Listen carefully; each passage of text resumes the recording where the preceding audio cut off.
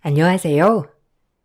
저는 부족함 없이 자란 40대 여성이에요. 결혼 전까지 가세가 짱짱하던 집안이 갑자기 결혼 후 아버지의 사망으로 인해 가세가 급격히 기울기 시작했어요. 결혼을 한 몸이라 저도 이렇게 할 수도 저렇게 할 수도 없는 속상한 상황이었어요. 남편과 사랑해서 결혼했지만 남편은 저희 집이 기울자 급격하게 애정이 식어가는 듯 보였지만 어쩔 도리는 없었어요. 남편에게 섭섭한 마음이 쌓이기만 할수록 더 작아지고 작아졌답니다. 하지만 그런 제 마음을 아는지 모르는지 남편은 걸핏하면 친정 탓을 하면서 저를 주눅들게 하더라고요. 이런 게 결혼 생활인가 싶기도 하면서 참 허망한 마음으로 하루하루를 버텨냈어요.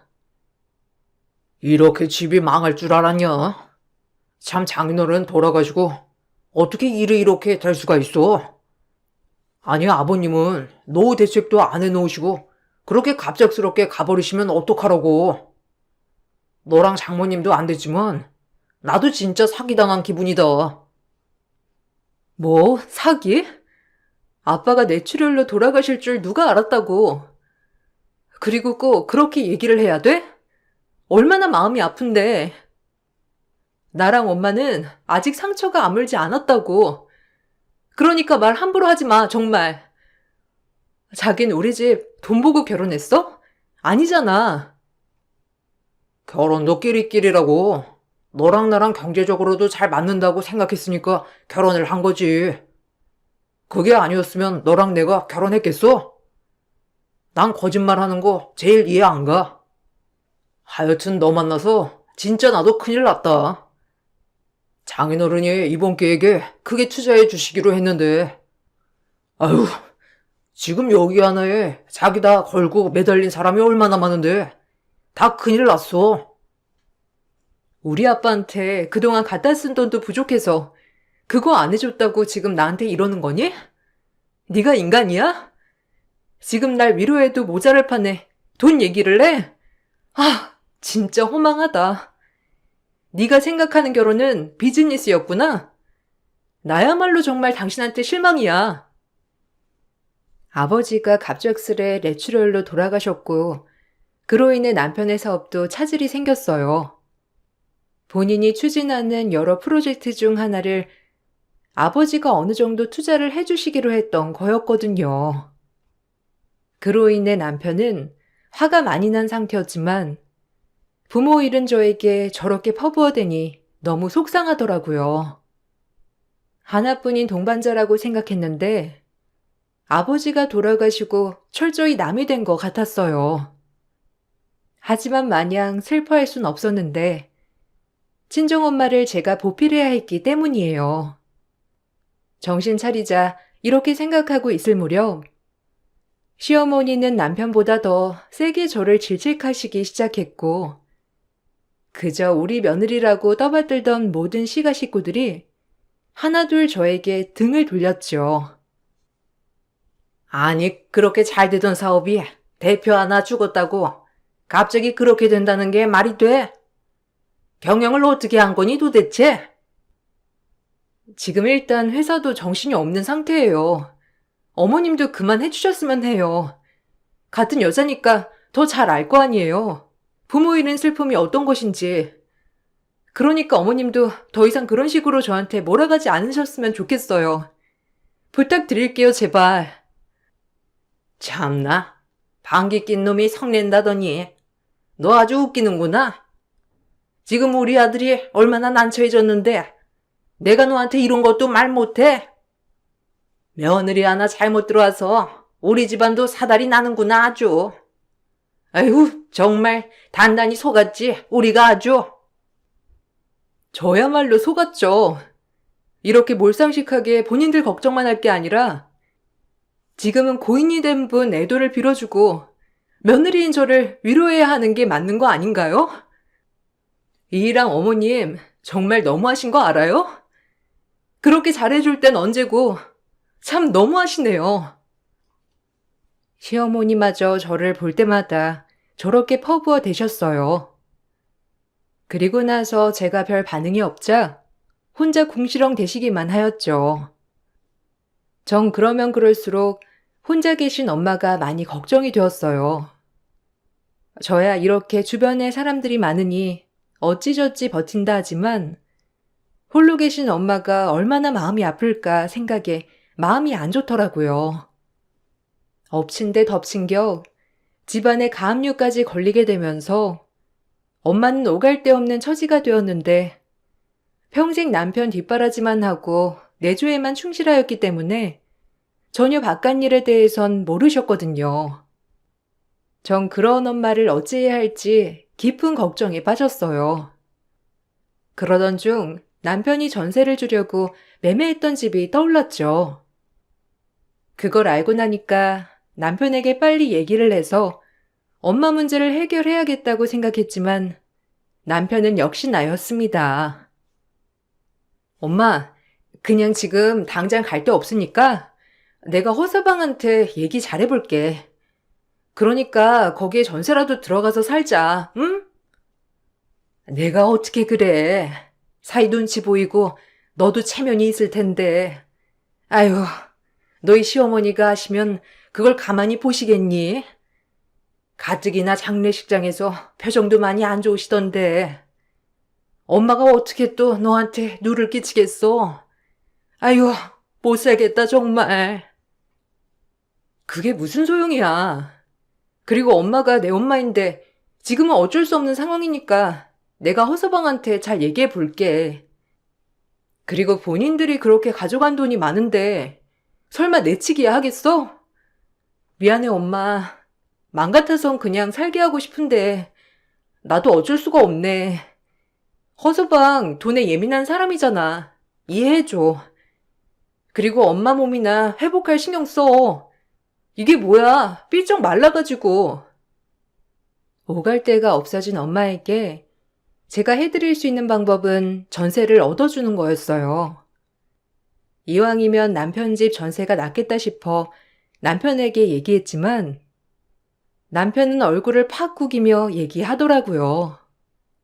이 부분에서 남편에게 정말 실망이 들었어요. 우린 부부가 아니구나라는 마음과 함께 그저 이 남자는 나와 결혼했을 때 돈으로밖에 나를 보지 않았다는 생각이 들더군요.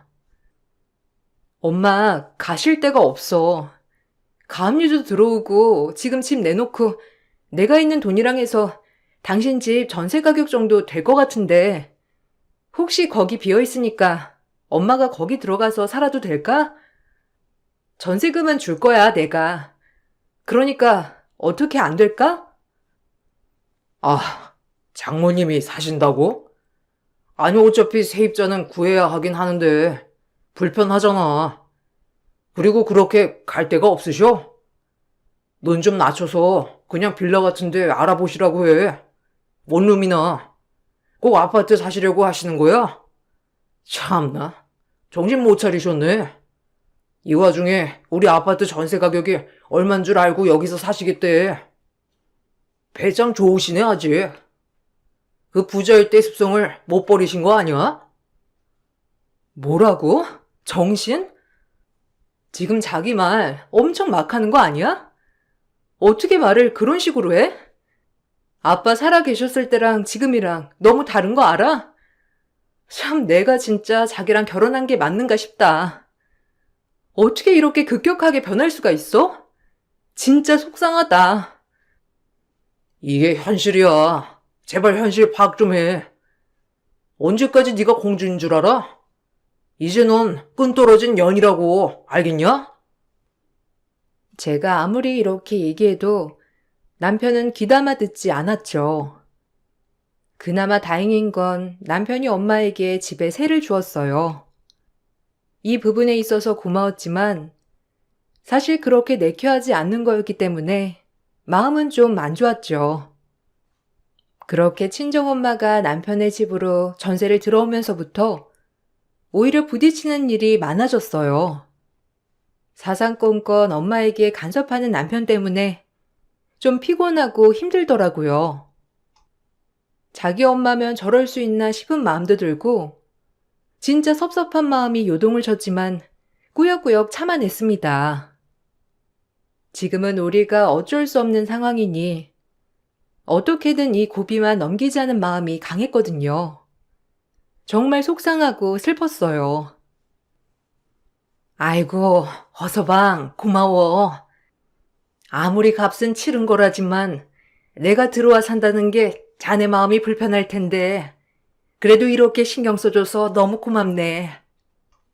나도 참 어찌해야 할지 난감했는데 자네가 이렇게 신경 써줘서 잘 해결했어. 너무 고마워, 허서방.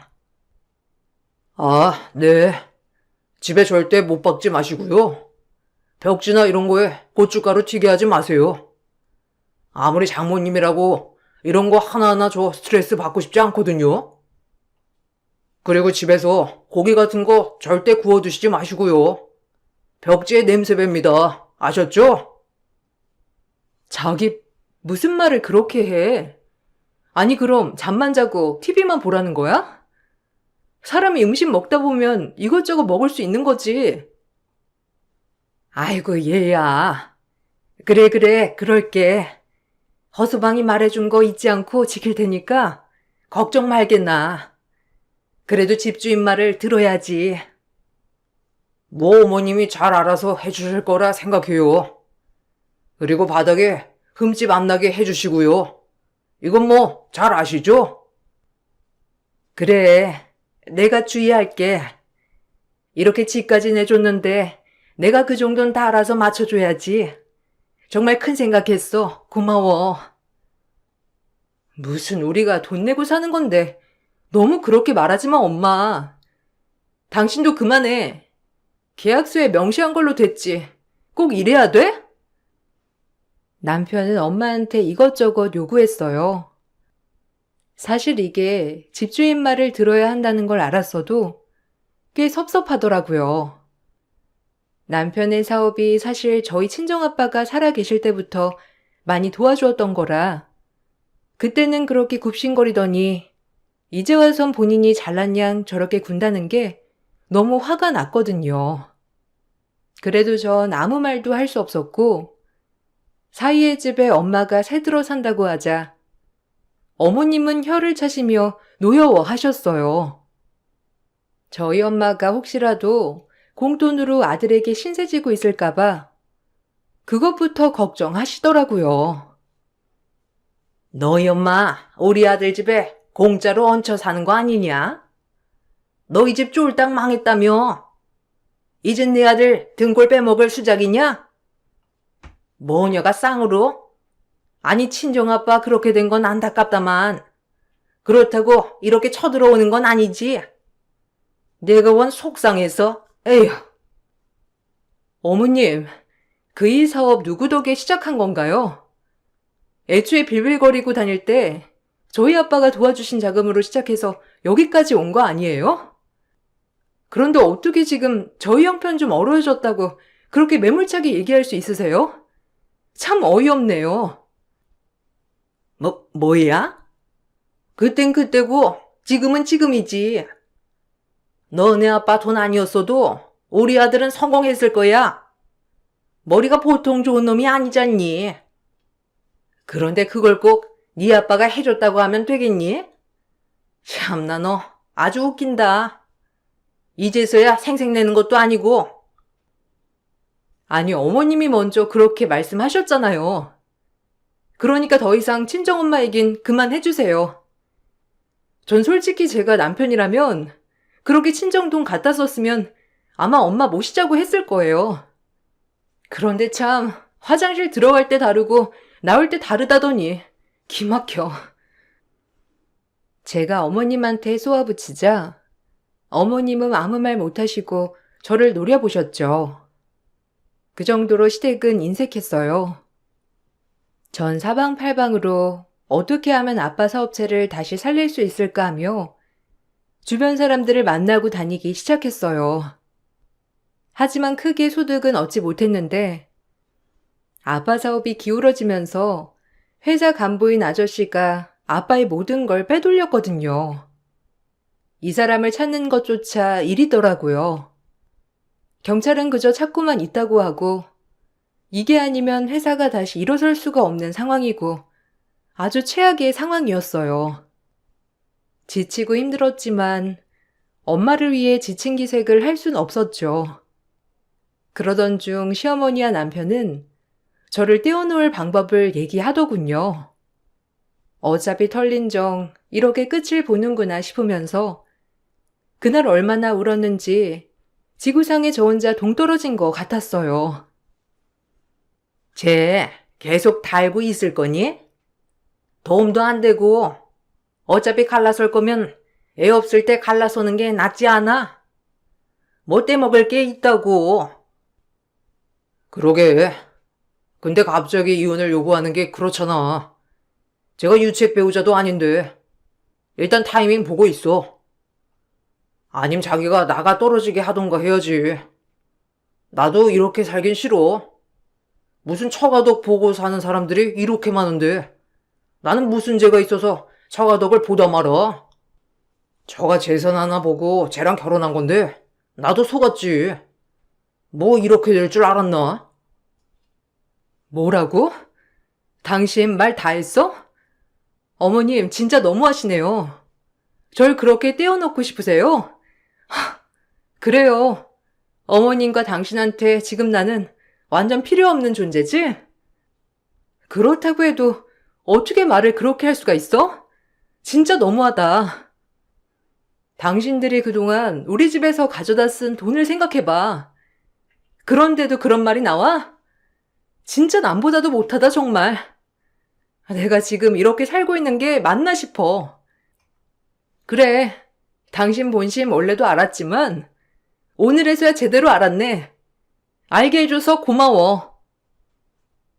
전 어머님과 남편의 얘기를 듣고 집을 나섰고 그 길로 바로 한강 앞으로 갔어요. 용기가 나지 않았고 세상 모두에게 버림받았던 것 같고 앞날도 캄캄한 저인데 막상 뛰어내리려고 하니 엄마 얼굴이 아른아른 거렸죠. 나 없으면 우리 엄마 누가 지키나 하는 생각에 말이에요. 이렇게 아빠의 빈자리가 크구나 싶었고 진짜 그날 밤 별별 생각이 다 들었어요. 그리고 나서 내린 결론은 그래 이 마음으로 독하게 살아보자. 뭐라도 해보자. 내가 아빠 사업 다시 일으켜보자. 이 마음가짐이면 뭐든 할 수 있다라는 결론이 내려졌죠. 그렇게 전 그날 다시 태어났다고 생각했고 엄마의 집으로 가 엄마를 보고 펑펑 울었답니다. 이거사, 울었어? 왜 그래? 무슨 일 있는 거야? 아빠 때문에 그러니? 아유, 살 사람은 살아야지. 네가 이렇게 슬퍼하면 어떡해, 엄마도 슬프단 말이야.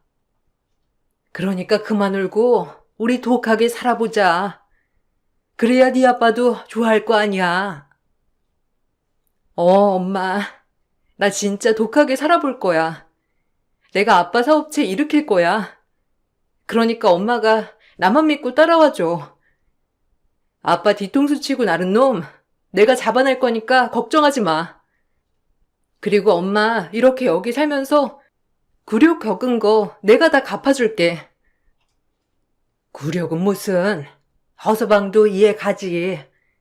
하루아침에 투자처가 사라진 꼴이니 얼마나 마음이 아니겠니? 너무 그러지 마라. 아니, 난 용서 못해, 허서방도. 그러니까 엄마 너무 그렇게 생각 말고 내가 하는 거 지켜봐줘. 진짜 열심히 살 거니까. 전 그렇게 다짐을 하였고 악착같이 그 사기꾼을 찾아다녔죠. 당장이라도 남편과 이혼하고 싶었지만 지금은 회사 회복이 우선이라는 마음을 가지고 진정시켰어요. 남편도 제가 본인이 저와 이혼을 원한다는 걸 알고 계속해서 이혼 얘기를 하였고 말끝마다 이혼을 요구하는 남편의 등살에 참 지친 나날이었어요. 그러면 그럴수록 제 몸과 마음은 지쳐갔죠. 이혼하자고. 이미 다 들었잖아. 나랑 엄마 얘기. 그러니까 서로 더 바닥 보기 전에 이혼하자. 나도 이제 참기 힘들다. 이혼? 그럼 우리 아빠가 너한테 그동안 투자해놓은 돈 다 내놔. 그럼 이혼해 줄게. 달면 삼키고 쓰면 뱉는다는 신보가 뭔 신보야? 아, 뭐? 돈을 달라고? 기가 막혀. 그럼 그렇지. 이대로 물러날 수 없다 이거야? 그리고 내가 미쳤냐? 돈을 너한테 주게? 누구 좋으라고? 너네 아빠가 나 좋다고 투자한 돈을 왜 이제서야 달래? 돈 얘기라면 딴 데 가서 알아봐. 나도 그럼 순순히 이혼 못하지. 그동안 너한테 투자한 돈 회수하기 전까진 나 이혼 못해. 그러니까 그런 줄 알아. 아니, 증거 있어? 내가 너네 아빠한테 투자 받았다는 거 증거 있냐고? 너 진짜 웃긴다. 네가 뭘 몰라서 그러나 본데 증거 없음 땡이야. 나쁜 놈. 넌 이러려고 나랑 애초에 결혼한 거야. 그치? 인간 말종. 너 내가 절대 용서 안 해. 가만 안 둔다고. 강해지기로 했고 바보같이 당하고만 있지 말자고 다짐했어요. 그러던 중 시간이 흘렀고 어버이날이 다가오더라고요. 어버이날이 다가오니 아빠에 대한 빈자리가 더 커져만 갔고 더욱더 슬펐습니다. 엄마가 이런저런 아빠의 추억 얘기를 하던 중 벨소리가 울려 나가보니 남편이었어요. 내심 남편이 어버이날이어서 엄마를 찾아왔나 싶어 마음 한편에 고마움을 가졌죠. 하지만 그 고마움은 금세 산산조각이 나게 되었는데 그는 역시나 돈밖에 모르는 인간이었고 정말 쓰레기 같은 인간이었죠. 한순간이라도 설마 어버이날을 생각했나라고 생각한 제 자신이 우습더군요. 저런 인간인 줄 진작 알았으면서 말이죠. 어머, 웬일이야 여긴? 어버이날이라고 온 거야? 참 당신은? 그럼 나한테 말이라도 해주고 오지. 어쨌든 잘 왔어. 어버이날 같은 소리 하네. 내가 돌았냐? 아, 여기 보증금 올렸거든요. 5천만 원. 더 주셔야겠는데요? 뭐 우리 사이를 떠나서 전 그냥 남이라도 이렇게 했을 겁니다. 전세 보증금 올렸으니 납부하세요. 안 그럼 나가셔야죠 뭐. 어쩔 도리 있나요? 당신 정말 끝까지 이럴 거야? 아, 어떻게 그런 거 상의도 없이 이렇게 무작정 통보할 수가 있어? 정말 너무한다. 아니, 세입자한테 전세금 올리는 걸 내가 상의해야 하나? 적당히 올려받을 때 돼서 올려받는 건데 참나 웃기네. 당신네라고 뭐 다를 줄 알아? 나 돈이면 칼 같은 사람이야. 알잖아. 그러니까 5천만 원 준비하세요. 아셨어요? 안 봐드립니다. 남편이 어버이날에 내민 건 전세금 5천만 원을 올린 청구서더라고요. 저와 엄마는 너무 말이 안 나와서 기가 막혔죠. 어떻게 이럴 수 있나 싶으면서 진짜 이건 사람이 아니구나 싶었어요. 그래도 한때는 서로 사랑했고 장모님 하던 시절이 있었는데 이렇게 매몰차게 나오니 정말 할 말이 없더라고요. 그리고 그 길로 남편은 아무렇지 않은 듯이 집 밖을 나섰어요. 아빠가 원망스러우면서 뭐가 그렇게 급해서 먼저 가셨나 싶고 이렇게 서러움을 받게 되니 정말 한없이 우울했어요. 아이고, 어쩌냐 이 일을. 여윳돈도 없고 허수방한테 말하면 꼭 그렇게 해야 직성이 풀리는 사람 아니야. 일을 어째? 나 때문에 네가 많이 곤란한 거 아니니? 아유, 어째 이렇게 부모가 돼가지고 너한테 짐만 될까? 미안하다 정말 면목 없어. 무슨 짐이야. 진짜 너무한다. 엄마, 이거 내가 알아서 할게. 그러니까 너무 신경 쓰지 마셔요. 아니다. 내가 알아서 할게. 그러니까 넌 너무 신경 쓰지 마. 얼굴도 어찌 이리 안 좋아졌어. 이제 엄마가 알아서 할게. 엄마 건강 악화될까봐 그러지. 내가 미쳤지. 저런 인간이랑 결혼하는 게 아니었는데. 정말 미안해, 엄마. 내가 참 못 볼 걸 많이 보인다. 이러면 안 되는데 너무 미안해. 일단 엄마는 신경 쓰지 마. 내가 알아서 해볼게. 가뜩이나 몸도 안 좋은데.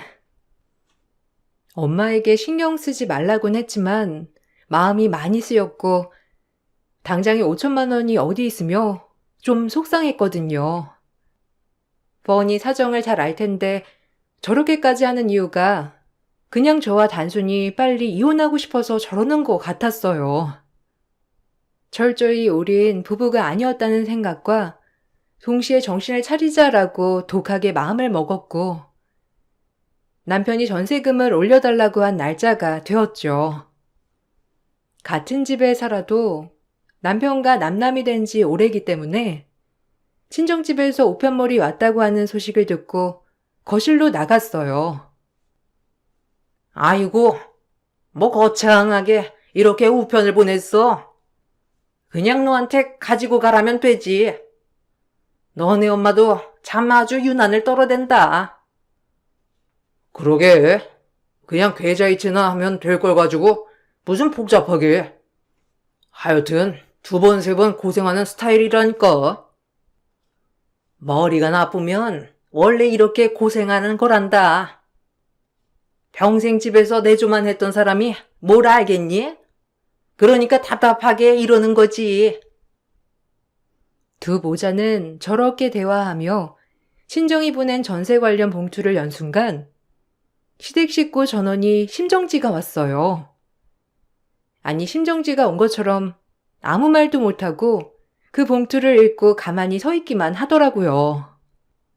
정말 온몸에 마비가 온 것처럼 아무것도 못하길래 제가 그 봉투를 뺏어서 열어보았죠. 저 역시 놀랐는데 친정엄마가 보내신 건 다름 아닌 회사 회계 장부였고 그동안 남편 사업에 들어간 돈이 적힌 장부와 사용증 그리고 철주하신 아빠가 받아둔 변호사 공증 문서까지 있었어요. 그리고 그날 아빠가 뇌출혈로 돌아가시게 된 이유까지 있더라고요. 작은 USB도 함께 보내셨거든요. 전 서둘러 그 USB를 태블릿 PC에 꼽아 보았고 아빠를 뒤통수 치고 도망간 사람과 남편이 한 얘기들이 있었어요. 둘이 작당을 하고 아빠 회사를 꿀꺽하려고 했던 거죠. 그걸 우연히 아빠는 듣게 되었던 거고요. 다행히 항상 아빠 방에 CCTV가 설치되어 있었기 때문에 이 카메라를 볼 수 있었어요. 아빠를 뒤통수 치고 도망간 사람은 나중에 제 남편이 어떻게 나올지 몰라 모든 장부와 이 CCTV를 가지고 도망을 간 거였고 그렇게 몇 달 넘게 도피 생활을 하다가 결국 수사망이 좁혀오자 저희 엄마에게 이실 짓고 이 모든 것을 오픈했다고 했어요. 그리고 그 사람이 자수를 하면서 이 모든 것을 알게 된 남편과 시어머니는 너무 놀라 심정지가 올 듯하게 멈춰 있던 거였고요. 아, 이거였어? 그래놓고 나보고 이혼? 그리고 뻔뻔하게 우리 엄마를 하대? 네가 인간이니? 이제 투자금도 모자라서 우리 아빠 회사까지 탐내려고 했던 거야? 아빤 충격으로 뇌출혈이 생긴 거고 내 말이 틀려? 너 가만 안 둬. 아니, 이건 모함이다. 아직 정확히 수사도 되지 않았잖아. 어디서 우리 아들을 범죄자 취급이야? 네가 뭔데? 모함? 당신도 똑같아. 그래, 어디 한번 싸워보자고, 이 파렴치한 인간들아. 내가 가만 있을 줄 알아? 두고 봐. 잔인하게 밟아줄게. 잠깐만. 아니, 이거 뭔가 오해가 있는 것 같은데? 내가 그럴 리가 없잖아. 내 프로젝트에 투자권이 달려있는 건데 모함이라고? 프로젝트 망해도 회사 하나 꿀꺽하는 게 너한텐 더 나았겠지. 그러면서 네가 감히 악마의 탈을 쓰고 나를 농락해? 양심에 찔리지도 않았니? 나 너 절대 용서 안 해. 우리 아빠도 네가 죽인 거야. 당신들 이제 벼랑 끝을 내몰려봐, 어디. 그리고 경찰 수사가 시작됐고 너무나도 명백한 정황 증거가 있었기 때문에 남편은 구속을 피할 수가 없었어요. 또한 변호사 공증까지 받아넣은 문서로 인해 남편은 저희 집에 막대하게 투자금을 갚아야 했죠. 이걸 우리가 절대 모를 줄 알고 그렇게 당당했던 거고요. 전 곧바로 이혼 소송과 함께 위자료 소송을 이어갔어요. 장부상 명백히 남편의 모든 것들이 폭로되어 있었기 때문에 그렇게 어렵지 않은 소송이었어요. 남편은 이제서야 저와 합의를 하려고 노력하더군요. 그렇게 저를 깔보고 무시할 땐 언제고 말이에요. 참 간사하다는 생각이 많이 들었고 더더욱 용서가 되지 않았어요. 남편의 행실과 그간 나한테 했던 행동들이 겹치면서 오히려 더 벼랑 끝으로 몰고 싶어졌어요. 어디까지 가나 보자 이런 마음으로 말이에요. 우리에게 유리했지만 그래도 법정 싸움은 힘들었습니다. 계속해서 아빠의 모습이 나오는 CCTV를 볼 수밖에 없어서 마음이 많이 아파졌거든요. 엄마는 그걸 보는 와중에 2번 정도 쓰러지시기도 했는데 그만큼 치열한 법정 공방이었지만 잘 싸워 나가기 시작했어요. 일단 내가 미안하다. 그러니까 이거 내가 천천히 돌려줄 테니까 탄원서 하나만 써줘. 어차피 너네 아빠 돌아가셨잖아. 그리고 CCTV는 오해라니까. 그 사람 혼자 회사 먹고 싶어 한 거야. 진짜야. 내가 설마 그렇게까지 했겠냐? 장인어른 회사인데. 넌 그러고도 남아. 내가 미쳤니? 탄원서를 써줘? 어디 그전처럼 해봐. 너 나 못 쫓아내서 안달이었잖아. 이제 와서 나한테 그러면 해결될 것 같니? 평생 감옥에서 썩으면서 반성해. 아, 너란 인간 갱생은 안 되겠다. 네가 우리 아빠 돌아가시게 한 거야. 너 아니었음 충격받지도 않으셨을 테고 뇌출혈도 오지 않으셨겠지. 널 얼마나 믿으셨는데 그 사람이 영영 안 붙잡힐 줄 알았니? 세상은 좁단다, 이 어리석은 인간아. 그리고 모든 인간이 너같이 그렇게 허황되게 생각하지 않아. 어디 잘 살아봐. 제발, 우리 좋았잖아. 내가 장모님 집 그냥 넘겨줄게. 아니, 내가 그때 진짜 나도 좀 정신이 없어서 그랬던 거야. 웃기지 마. 이미 네가 우리한테 갚을 돈이면 집은 사고도 남아. 어디서 헌신 베푸는 척이야? 뻔뻔하게. 네가 그동안 우리 모녀한테 한 짓을 생각해봐. 인간 같지도 않은 놈. 이래서 없이 사는 것들이랑은 상종을 하지 말았어야 했는데. 내가 내 발등을 찍었지. 구질구질 해가지고. 너한테 어울리는 곳은 딱 이 교도소야. 전 그렇게 마지막으로 역겨운 얼굴을 대하고 법정을 나섰어요. 그렇게 남편은 미필적 고의에 의한 살인죄와 함께 아버지 회사돈 횡령, 그리고 저희에게 갚아야 할 투자금까지 명명백백 밝혀져 징역 11년행을 받았어요. 하지만 뻔뻔한 남편은 이거에 굴복하지 못하겠다며 항소를 하였고 2심에서 13년형을 받았답니다. 욕심이 화를 불렀던 거죠. 남편의 구속이 확정되자 시어머니는 저를 찾아와 무릎을 꿇고 빌더라고요. 얼마나 기가 차던지 그렇게 뻔뻔한 모습들을 제 눈으로 담을 수 있어서 참 속이 뻥 뚫리는 것 같았어요. 저희 엄마도 울분이 가시지 않았는지 시어머니에게 퍼붓더라고요. 남한테 함부로 말씀하시지 못하는 엄마였지만 이번만큼은 아주 퍼부으셨는데 아무래도 이번 일로 엄마도 상처를 많이 받으셨거든요. 저 역시 그런 엄마의 모습을 보고 만감이 교차하기도 하였고 속이 시원하기도 했어요. 사이다 마신 기분이랄까요? 예, 다 탄원서인지 뭔지 좀 써줘라. 아유, 돈이 뭐길래 정말. 나도 우리 아들 하나만 보고 살았는데 어떻게 아들을 징역 보내고 산다니? 제발 탄원서 하나만 부탁해. 조금이라도 빨리 나와야지. 내가 이렇게 간곡하게 비마. 당신도 눈에 피눈물 한번 나봐야지. 그딴 아들을 낳고 미역국을 먹었어? 참나, 그 애미의 그 아들이었겠지.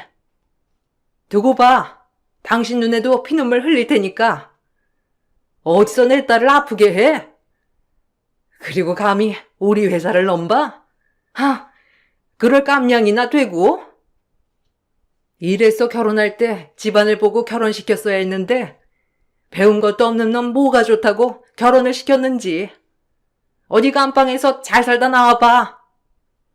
아마 깜빵에서 나올 때쯤이면 당신은 이제 한참 늙어도 어마어마하게 늙었겠구만. 다 늙어서 옥바라지 해. 알겠어? 들으셨죠? 탄원서는 무슨? 알아서 하세요. 그리고 체력 좀 키우시고요. 옥바라지 하려면 체력을 키우셔야죠. 아, 그리고 당신 집도 다 경매에 넘어갔으니 하루빨리 원룸이나 조그만 집이나 빨리 알아보셔야 할 거예요. 안 그럼 길에 나 앉을 거니까. 제발 부탁이다. 늙은 내가 혼자 밖에서 어찌 살라고 그러는 거야. 불우이웃도 돕는다는데 선심 쓰는 셈 치고 제발 부탁하마. 이 여편 내가 정신을 못 차렸네. 차라리 지나가는 거지한테 적선을 하지. 당신 같은 인간 같지도 않은 인간들은 상종 안 해. 썩 꺼져. 저와 엄마는 이 말을 끝으로 아예 모든 인연을 끊었어요. 남편과 짜고 저희 아빠 뒤통수를 친 아저씨 또한 벌을 받게 되었고 어찌나 울면서 저희에게 사죄를 하던지. 하지만 용서되지는 않더라고요. 그리고 전 남편에게 위자료와 투자금을 회수받아 아빠의 회사를 다시 일으키기 시작했어요. 다행히 아빠를 끝까지 믿고 기다려주신 분들이 몇몇 분 남아 계셨기 때문에 그분들의 힘을 모아 회사를 꾸려나갈 수 있게 되었죠. 정말 길다면 길고 짧다면 짧은 시간 동안 저에게 많은 일들이 일어났더군요. 지금은 몇 년이 지나 웃으며 과거를 회상할 수 있지만 그때 당시엔 정말 몹쓸 생각까지 해가며 제 인생 최고의 힘든 시간이 아니었나 싶어요. 하지만 권선징악, 역시 못된 짓 하는 사람들은 추후에 벌을 받게 되더라고요. 그래서 지금이 와서 돌이켜보면 어쩌면 이게 당연한 결과가 아니지 않나 하는 생각이 들어요. 그리고 그런 모습이 있었기에 지금처럼 성장을 할 수 있었던 것 같아요. 지금 이렇게 살다가도 또다시 힘든 일이 닥쳐오겠죠? 그때마다 이번 일을 생각하며 이 또한 지나가리라 라는 마인드로 버텨내기로 다짐했답니다. 이제 무슨 일이 닥쳐와도 다 견뎌낼 자신이 있거든요. 저희 엄마도 요즘엔 운동도 열심히 하시고 그전보다 웃음도 많이 되찾으셔서 얼마나 다행인지 몰라요. 여러분들 혹시라도 힘든 일이 있거든 꼭 외치세요. 이 또한 지나가리라 라고 말이에요. 오늘 제 글을 읽어주시고 공감해주신 여러분들께 감사하다고 전해드리고 싶어요. 감사합니다. 여러분들의 하루는 안녕하신가요? 전 내 멋지게 살고 싶은 30대 여성이에요. 남들에게 당당한 모습만 보여주고 싶고 행복한 모습만 보여주고 싶은 그런 평범한 여성입니다. 문득 여기에 올라오는 사연들을 들으며 멋진 분들이 많다고 느꼈어요. 저도 제가 겪은 일을 한번 풀어내면서 훌훌 털어버리면 어떨까 싶어 용기를 내어 글을 쓴답니다.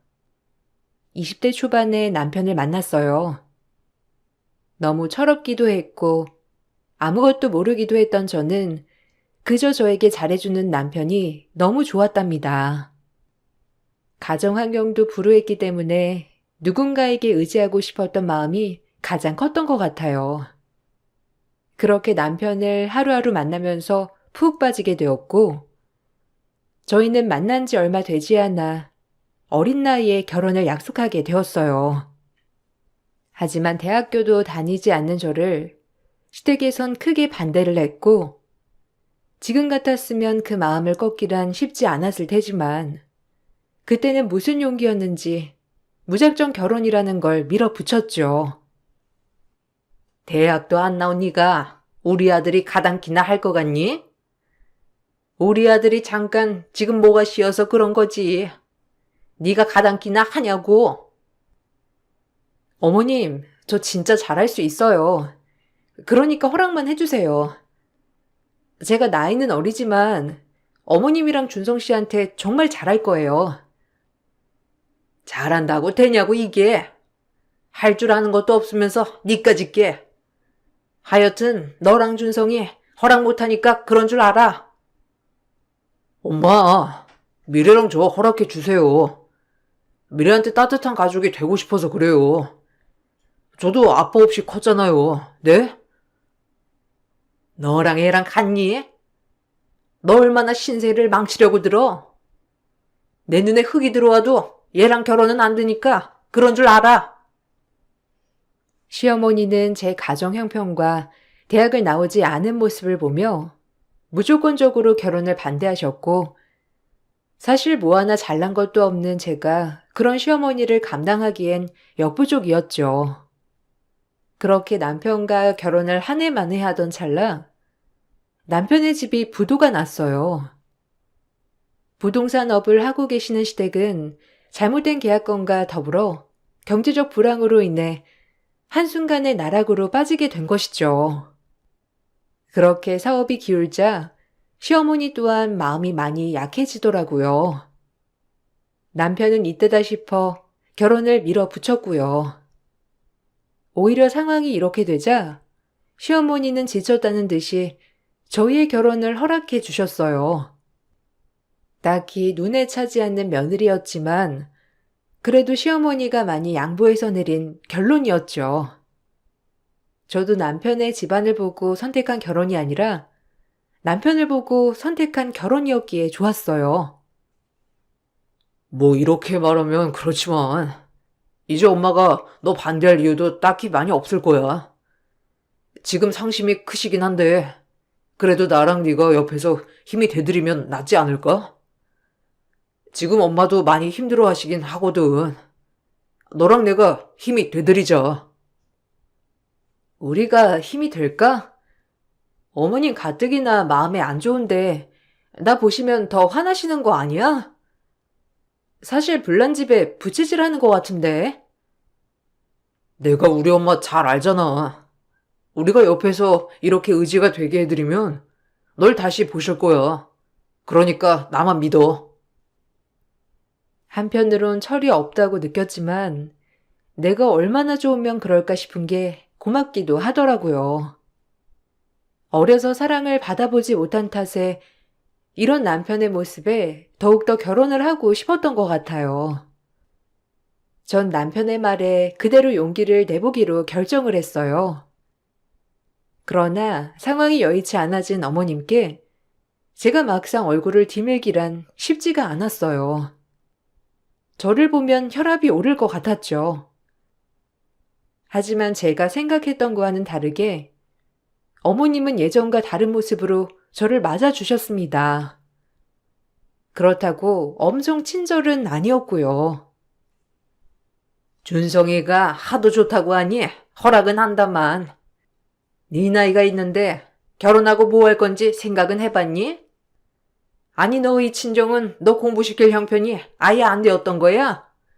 참, 아유, 말해봤자 뭐하니? 어차피 이미 허락한 결혼 두고두고 살면서 다 갚아라. 결혼하고 공부 좀 해볼까 해요. 짬나는 시간에 아르바이트도 할 거고 준성 씨한테 도움이 되기 위해서 말이에요. 공부? 너 괜한 학비 들어가고 그러는 거 아니야?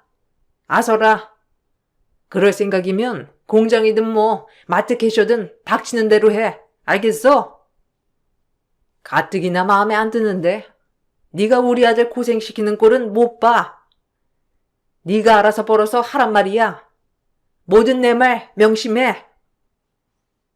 시어머니는 결혼 전 저에게 일을 무조건 해야 한다며 귀에 못이 박히도록 설명을 해주었어요. 아무래도 사는 형편 때문에 말이에요.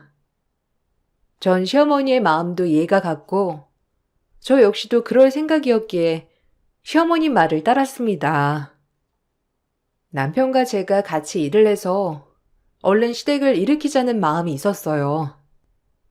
그만큼 참 순수했던 시절이라고 생각이 들어요. 양가의 형편 때문에 호화스러운 결혼식은 하지 못하였지만 그래도 정식 부부가 되었고 전 시어머니가 하던 일을 도와 부동산 자격증 공부를 시작했어요. 뭐라도 시작해서 그래도 어머님께 인정을 받고 싶었거든요. 하지만 결혼을 하고 나니 처음 반대했던 그 모습대로 시어머니는 제가 뭐 하나 하더라도 참 마음에 들어하지 않았어요. 그저 깔보고 무시했고 전 시어머니에게 정말 아무것도 아니었어요. 네가 공부한다고 자격증을 딸 수 있을 것 같니? 이게 얼마나 어려운 시험인데. 그리고 나 같은 베테랑들도 이렇게 경기가 어려워서 침체기인데 네가 뭘 할 줄 안다고 자격증을 딴대? 참나. 준성이가 이거 따라고 하냐? 너랑 성격적으로도 안 맞아. 그래도 어머님 도와서 뭐라도 하려면 자격증부터 있어야 할 것 같아서요. 그래야 빨리 어머님 다시 부동산도 시작하죠. 내가 부동산 시작해도 너랑 할 것 같니? 참 꿈도 야무지다. 네가 이런 어려운 일을 할 수 있겠어? 너랑 준성이 결혼 허락한 건 그냥 준성이가 널 하도 좋아하고 나도 우리 아들 눈에서 눈물 뺄 바엔 그냥 시키지 않은 마음으로 시킨 거니 오해하지 마. 알아요. 그래도 부동산 공부하다 보니까 저랑 적성에 맞는 것도 같고 앞으로 제가 살아가면서 필요한 자격증이라 생각이 들어서요. 아주 이게 나를 보더니 보는 눈만 높아져서. 마트 캐셔나 공장 들어가서 하루라도 빨리 돈을 벌으라니까 허튼 짓 하고 있네. 시어머니는 늘 차가웠어요. 저도 처음엔 잘하려고 했던 모든 것들이 어머님에겐 통하지 않자 점차 포기하게 되었고요. 하지만 시어머니의 영향으로 꿈이 생겼죠. 부동산 자격증을 따자는 그 꿈을 포기할 수 없어 공부를 꾸준히 해나갔어요. 그리고 부동산 자격증을 따면 시어머니가 인정해 주실 거라고 생각했어요. 그래서 더욱더 자격증에 집착하게 되었고 그 덕분에 자격증 시험에 합격하였습니다. 제가 시험에 합격하자 남편은 저에게 이제 빨리 취직을 해야 하지 않겠냐고 재촉을 하더라고요. 저 역시 늘 아르바이트를 해왔던 터라 취직이 너무 하고 싶었고 나이도 어리고 상대적으로 자격증이 있으니 취업은 수월했어요. 그래도 시험에 붙어서 다행이다. 그래, 한 살이라도 어릴 때 빨리 취직해야지. 그래야 경력도 쌓을 거 아니야. 안 그래도 이곳저곳 이력서 넣고 있어. 그래도 연락은 자주 오는 것 같아. 어머님은 부동산 언제 다시 시작하신대? 그건 모르지. 아무래도 조만간 하실 것 같긴 한데 자금이 부족해서 뭐 당장 다시 차리시려나 모르겠네. 우리가 빨리 도와드리자. 엄마가 평생 나만 뒷바라지 했는데 내가 이 정도는 해드리고 싶어서 그래. 이해하지? 혹시라도 싫으면 얘기해. 아니야. 당연히 도와드려야지. 요즘 부동산 경기가 불경기라곤 하는데 그래도 잘 헤쳐나가 봐야지. 걱정하지 마. 잘할 거니까. 남편은 저에게 같이 돈을 벌어서 어머님을 도와주자고 했고 전 흔쾌히 허락했어요. 엄마 없이 자란 제가 아무리 쌀쌀맞은 시어머니이지만 엄마처럼 생각하고 싶었거든요. 그런 어머님이 어렵다고 하면 당장이라도 도와드려도 괜찮을 것 같았어요. 제가 자격증을 따고 일을 알아보기 시작할 즈음 남편도 갑자기 부동산 공부를 하겠다며 일을 그만둔다고 하더군요. 이제 네가 취업할 거고, 나도 아무래도 미래까지 본다면 부동산 공부를 하는 게 나을 것 같아서 얘 그만뒀어. 어때? 어? 갑자기? 아니, 그래도 어머님도 일을 안 하시는데 내 벌이로는 좀 빠듯하지 않을까? 당신을 못 믿는 건 아니지만. 걱정 마. 우리 집엔 이런 피가 흐르고 있어서 분명 한 번에 붙을 거야. 그러니까 우리 미래를 위해서 네가 좀만 고생해줘. 남편의 말에 당황했지만 그래도 남편이 저를 믿어준 만큼 저도 믿어줘야겠다고 생각했어요. 그래서 기꺼이 허락하게 되었습니다. 하루라도 빨리 경력을 쌓기 위해 한 회사에 들어가게 되었고, 그곳에서 부동산 관련 많은 일들을 배웠어요. 알면 알수록 너무 재밌더라고요. 그렇게 전 일을 배워나갔고, 나이도 어렸지만 정말이지 시기 좋게도 매번 좋은 손님들을 만나고 좋은 거래처 직원들을 만나게 되었어요. 그런 부분에서 당연히 계약은 일사천리로 진행이 되었고, 회사에서도 저를 참 일 잘하는 직원으로 인정해 주더라고요. 처음으로 누군가에게 인정받은 기분이라 너무 기분이 좋았습니다. 기본급에 인센을 받는 구조였기 때문에 늘 인센티브로 사회 초년생의 월급 이상을 벌기도 했어요. 제가 이렇게 돈을 벌게 되자 오히려 시어머니는 제가 남편을 무시할 것 같다며 또 화를 내더군요. 그냥 시어머니는 저라는 사람이 못마땅하고 싫은 거라고 확실해져만 갔어요. 맨날 늦게 들어오고, 너 준성이 밥은 잘 챙겨주고 다니는 거니? 아무리 일이 있어도 그렇지, 내조는 해야 할 거 아니야? 나 때는 집안일이랑 일이랑 딱딱 미스 안 나게 얼마나 잘했는지 아니? 한 가지만 할 거면 결혼은 왜 한 거야? 내 말이 틀리냐? 아침부터 계약건이 많이 있어서요. 꼭 계약을 해야 하는 거여서 제가 요즘 들어 미처 신경을 못 쓰네요. 그리고 어머님도 부동산 일해봐서 아시잖아요. 무조건 고객의 시간에 맞춰야 한다는 걸. 그래야 계약을 할 수 있는 건데 참 잘 아시는 분이. 뭐야? 너 지금 나 가르치냐? 이게 어디 이제 좀 이 어깨에 발 좀 뒤졌다 하는 애가 나를 가르치려 들어? 내가 지금 잠깐 쉬고 있다고? 너 나 무시하는 거지? 네가 언제까지 거기 회사를 잘 다닐 것 같아? 다 시기를 잘 타서 그래, 알아?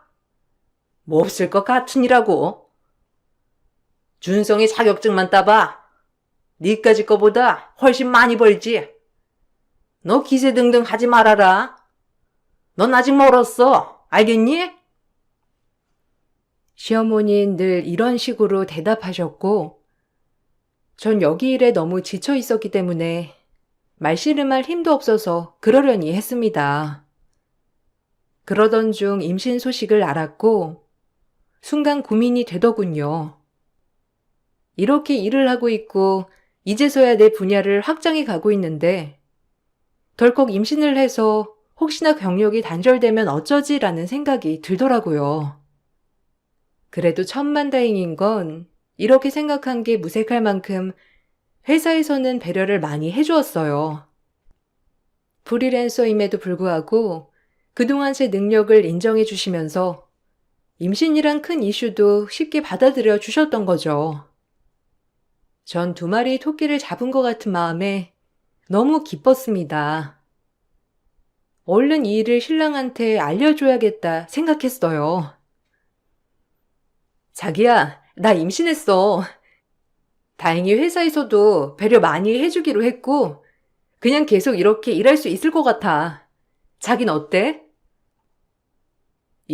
임신? 좋지 뭐. 그래도 너무 우리가 계획한 거보다 빨리 생긴 거 아닌가? 너 나이도 어린데 괜찮겠어? 나이가 무슨 상관이야. 난 엄마가 없이 커서 내 아이가 생기면 진짜 꼭 엄마의 빈자리를 다 채워줄 거야. 너무 기대되는걸? 그래 뭐 네가 좋아하면 된 거지. 어쨌든 축하해. 엄마한테도 천천히 얘기하는 걸로 해보자. 엄마도 어떤 반응일지 궁금하네. 그리고 나도 이제 막 자리를 잡아가는 건데. 아, 어쨌든 알겠어. 뭐 우리한테 온 축복이니 내가 뭐라고 할 말이 없다. 생각보다 남편은 저의 임신 소식을 좋아하지 않더라고요. 그 모습을 보고 나니 저도 약간 기운이 빠졌죠. 너무 갑작스러운 일이니 그래서 그런가 보다고 생각을 했어요. 아직 시어머니에겐 알리지 않았지만 뱃속에서 새 생명이 자라고 있다는 것이 너무 기쁘더라고요. 그리고 전 열심히 일을 해나갔습니다. 웬 여자분이 오셔서 오피스텔 자리를 보고 싶다고 하길래 같이 자리도 보여드리고 계약을 하려고 했어요. 손님이 계약한다는 말에 들뜬 마음에 오피스텔 구석구석을 다 보여드렸습니다. 남자친구랑 동거할 집이거든요. 일단 바로 설명할게요. 신축이라 마음에 드는 것도 있고 너무 기분이 좋네요. 어머, 그러세요? 다른 곳 더 안 봐도 괜찮으시겠어요? 그래도 같이 사실 거면 여러 군데 비교하는 것도 나쁘지 않은데. 아니요. 딱 좋아요. 위치도 그렇고. 그리고 곧 결혼도 할 거라 일단 이 정도 크기에서 시작하는 것도 나쁘지 않네요. 시원시원하게 계약을 바로 한다는 말에 얼른 계약서에 사인을 받았어요. 임신 소식을 알자마자 이렇게 계약도 일사천리로 잘 되고 나니 뱃속 아기가 복덩이 같다는 생각이 들더라고요. 어느 정도 안정기가 되고 난 뒤에 시어머니에게도 임신 사실을 알리니 시어머니는 당장 애를 지우라고 막말을 하셨습니다. 남편은 아무 말도 못하고 우물쭈물해 있었고 황당하더라고요. 애 지워라. 아니 너 나이가 몇인데 벌써 임신이냐? 지금은 일하면서 네가 우리 집을 일으켜야지. 애 날 군번이나 돼? 애를 지우라뇨. 어머님 손주인데 어떻게 그렇게 막말을 하세요? 당신이 무슨 말이라도 해봐. 나 진짜 어이가 없어서. 아, 엄마 말도 맞지 뭐. 사실 당신이 돈 벌어도 당장 애 낳고 일을 쉬게 되면 돈을 벌지 못하잖아. 엄마가 쉬고 있는 상황이고. 나도 공부하는 입장인데 어떻게 애를 키워? 우리 형편도 고려해야지. 그러니까 너무 감정적으로 다가가지 말고 이성적으로 생각해. 그렇다고 애를 지우라고 해?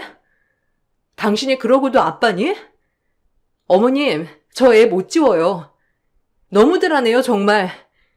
어떻게 본인들이 핏줄을 이렇게 나몰라라 할 수가 있어요?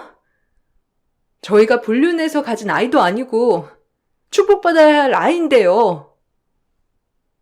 제가 이렇게 화를 내자 남편과 시어머니는 할 말이 없어서인지 아무 말도 안 하더군요. 남편은 난감하다는 듯이 본인 엄마만 쳐다봤고 시어머니도 머리를 어떻게 굴릴까 고민을 하며 생각이 잠긴 듯 보였어요. 가족의 불우함으로 자란 저는 이런 상황까지 겹치게 되니 아이한테 극도로 미안해지면서 어떻게 해서든 태어나면 내가 꼭 행복하게 해주겠다고 더욱더 다짐을 하게 되더라고요. 전 그렇게 아이를 지키며 열심히 일을 해나갔어요. 일을 하면서 바쁘고 힘든 날들도 많았지만 아이와 만남의 순간을 떠올리며 기쁘게 일을 했었습니다. 남편이 예전 같지 않음을 많이 느꼈지만 태어날 아이를 보면 분명 좋아할 거라고도 많이 느꼈어요. 요새 외박도 많이 하고 공부하느라 바쁜 거야? 당신 아무리 바빠도 외박하는 일은 없었잖아. 요즘 미묘하게 이상해? 뭐가? 그냥 바빠서 그래. 피곤하기도 하고. 너도 공부해봐서 알잖아. 얼마나 예민한지 뭘 이런 걸 가지고 그러냐? 스트레스 받게. 그래. 너 뭐 이런 걸 가지고 따지고 들어? 남편한테 따지고 들려거든. 이리고 뭐고 다 때려치워. 여자가 조신한 맛이 있어야지. 아니요. 전 따지는 게 아니라 그냥 이희가 요새 바쁘고 그러니까 물어본 거죠. 아, 두 분이 그렇게 득달같이 달려드는데 제가 무슨 말을 하겠어요. 됐어, 여보. 알겠으니까 저녁이나 먹을 준비해. 어머님도 그만하세요. 저도 더 이상 말 안 할게요. 아주 저것이 우리 먹여 살린다고 유세지, 유세야. 나 때문에 부동산 공부하게 되었으면 고맙게 생각해야지. 남편에게 공부에 대해 물어볼라 치면 어머님은 저의 대화를 차단하셨어요. 저도 뱃속 아이 때문이라도 싸우고 싶지 않아 애써 화를 삼켰고요. 그렇게 의미심장한 나날들이 이어졌고 임신 내내 단 한 번도 남편의 케어를 받지 못한 채 임신 기간이 흐르고 있었습니다. 남편이 원망스럽기도 했으나 그때 당시엔 저조차도 일이 바쁘고 힘들어서 따질 여건이 되지 않았어요. 그저 아이가 나오면 내가 아는 남편은 무조건 달라질 거다 이런 생각만을 하고 있을 때였죠. 스트레스를 많이 받았던 탓인지 저희 아이는 예정일보다도 훨씬 빠르게 나왔습니다. 하지만 남편은 바쁘다는 핑계로 병원에 와보지조차 않아서 서럽더라고요. 아니, 형부 어떻게 와보지도 않아? 너무 갑작스럽게 애가 나왔다지만 진짜 너무한다. 언니 괜찮은 거야? 가뜩이나 언니가 가족이 누가 있다고. 이런 날엔 더더욱 있어줘야지. 그 시어머니는 왜 또 안 와? 지 손주 안 보고 싶은가 보지? 아우 답답해. 뭐 그런 집안이 다 있어? 갑자기 애가 나왔으니까 뭐 바쁘겠지. 조리원 끝나면 실컷 볼 텐데. 너라도 있으니 다행이다. 이모가 최고네. 지혜 태어나는 거 말고 바쁜 게 뭐가 있어? 언니도 하여튼 진짜 답답하다. 어쨌든 너무 고생했어. 그리고 아기 너무 예쁘더라. 다행히 동생이 옆에 있어줬고 전 퇴원 후 아이와 함께 조리원에 들어가게 되었죠. 신랑은 바쁘다는 전화만 할 뿐 딱히 아이에 대해 궁금해하지도 않았어요. 시어머니 또한 마찬가지였습니다.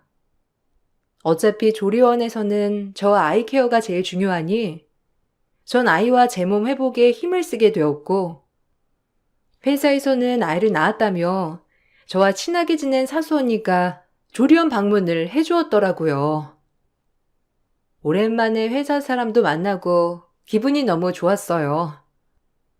그렇게 수다를 떨었고 사수 언니는 이런 얘기하는 게 미안하다며 저에게 충격적인 얘기를 하나 해주더라고요.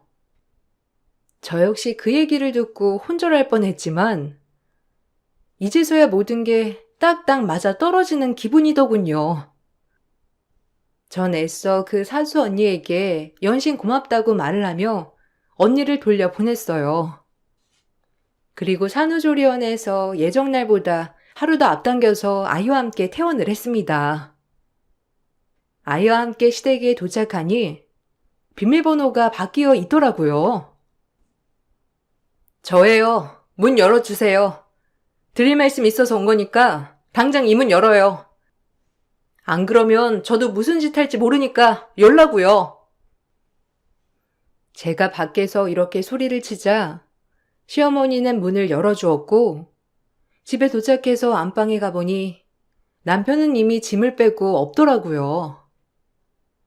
네, 사실 사수 언니가 해줬던 얘기는 몇 달 전 제가 계약한 그 오피스텔 손님이 제 남편의 내연녀라고 했습니다. 전 이 얘기를 듣고 모든 게 다 딱딱 맞아 떨어진다고 생각을 했죠. 갑작스레 식어버린 남편의 마음, 아이를 낳지 말라고 했던 시어머니까지 한통속이었어요. 사수 언니는 우연한 계기로 그 상가 건물 CCTV를 보다가 제 남편을 계속 발견했고 그 여자와 허리에 손을 두르는 모습, 그리고 그 집에 들어가는 모습까지 전부 계속 보았다고 했어요. 이 얘기를 할까 말까 고민했지만 아끼는 동생이니만큼 저에게 가감없이 얘기를 해준 것이고요. 전 그 말을 듣자마자 손이 벌벌 떨렸지만 이제서야 모든 앞뒤가 착착 맞기 시작하더군요. 저 다 알고 왔어요. 준성 씨 이미 살림까지 다 차렸던데요? 어머님이 도와주신 거죠? 난 그것도 모르고 진짜. 알면 됐다. 그렇게 눈치 없이 아이를 낳는다고 하니. 진작 너흰 헤어졌어야 해. 준성이도 너랑 결혼하겠다더니 뭐 얼마 못 살고 그새 저렇게 마음 편한 거 봐라. 너희는 애초에 짝이 아니었어. 알겠니? 나 원망 마라. 너네 인연이 여기일 뿐인걸. 그리고 지금 준성이가 만나고 있는 애 얼마나 능력 있는 애인 줄 아니? 너랑은 차원이 달라. 그러니까 네가 그냥 깨끗하게 포기해줘. 시어머니의 말을 듣고 제가 준비한 이혼 서류를 내밀었어요. 저 역시 이렇게까지 해서 남편을 붙잡고 살고 싶은 마음은 단 한순간도 없었거든요. 제가 순순히 두 손에 이혼 서류를 드렸더니 시어머니는 처음 보여주는 미소를 저에게 보여주더라고요. 그리곤 곧 화색이 돌며 저에게 말하더군요. 그래 잘 생각했다고 하시며 말이죠. 그 미소를 보니 정말 정이 떨어질 대로 떨어지더라고요. 왜? 넌 게임이 안 되겠냐? 그래, 잘 생각했다. 뭐 지저분하게 끝낼 일 있니? 너 가족도 없으니 그애 벗삼아서 살렴. 우리 준성인 깨끗하게 놔주고. 이미 새 살림 차리네. 닷해서 뭐 할 거야? 그냥 네 복이다 생각해. 알겠니? 이렇게 일이 잘 풀리다니 진작에 만나지 말아야 할 인연인데. 애도 네가 키워. 우리 준성이 혹 달리면 되겠니? 기어이 낳지 말란 거 네가 낳았잖아.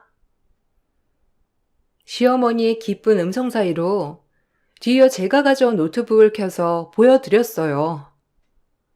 조용히 그 기쁜 얼굴 앞에 노트북을 들이미니 그 어머님 얼굴이 굳으시면서 오금이 굳어버리더라고요. 얼마나 우습던지 전 그 자리에서 깔깔대고 말았답니다. 아주 고소했거든요. 왜 갑자기 굳었네? 내가 순순히 이혼해 줄 줄 알았어? 아니 이혼은 할 거야. 근데 당신이랑 그 새끼 가만 안 둬. 당장 전화해서 내 앞에 오라고 해. 내가 어떻게 족치는지 보여줄 테니까. 감히 날 능멸해? 봤지 여기 노트북에 상간녀랑 당신 아들 버젓이 오피스텔 들락날락하는 CCTV.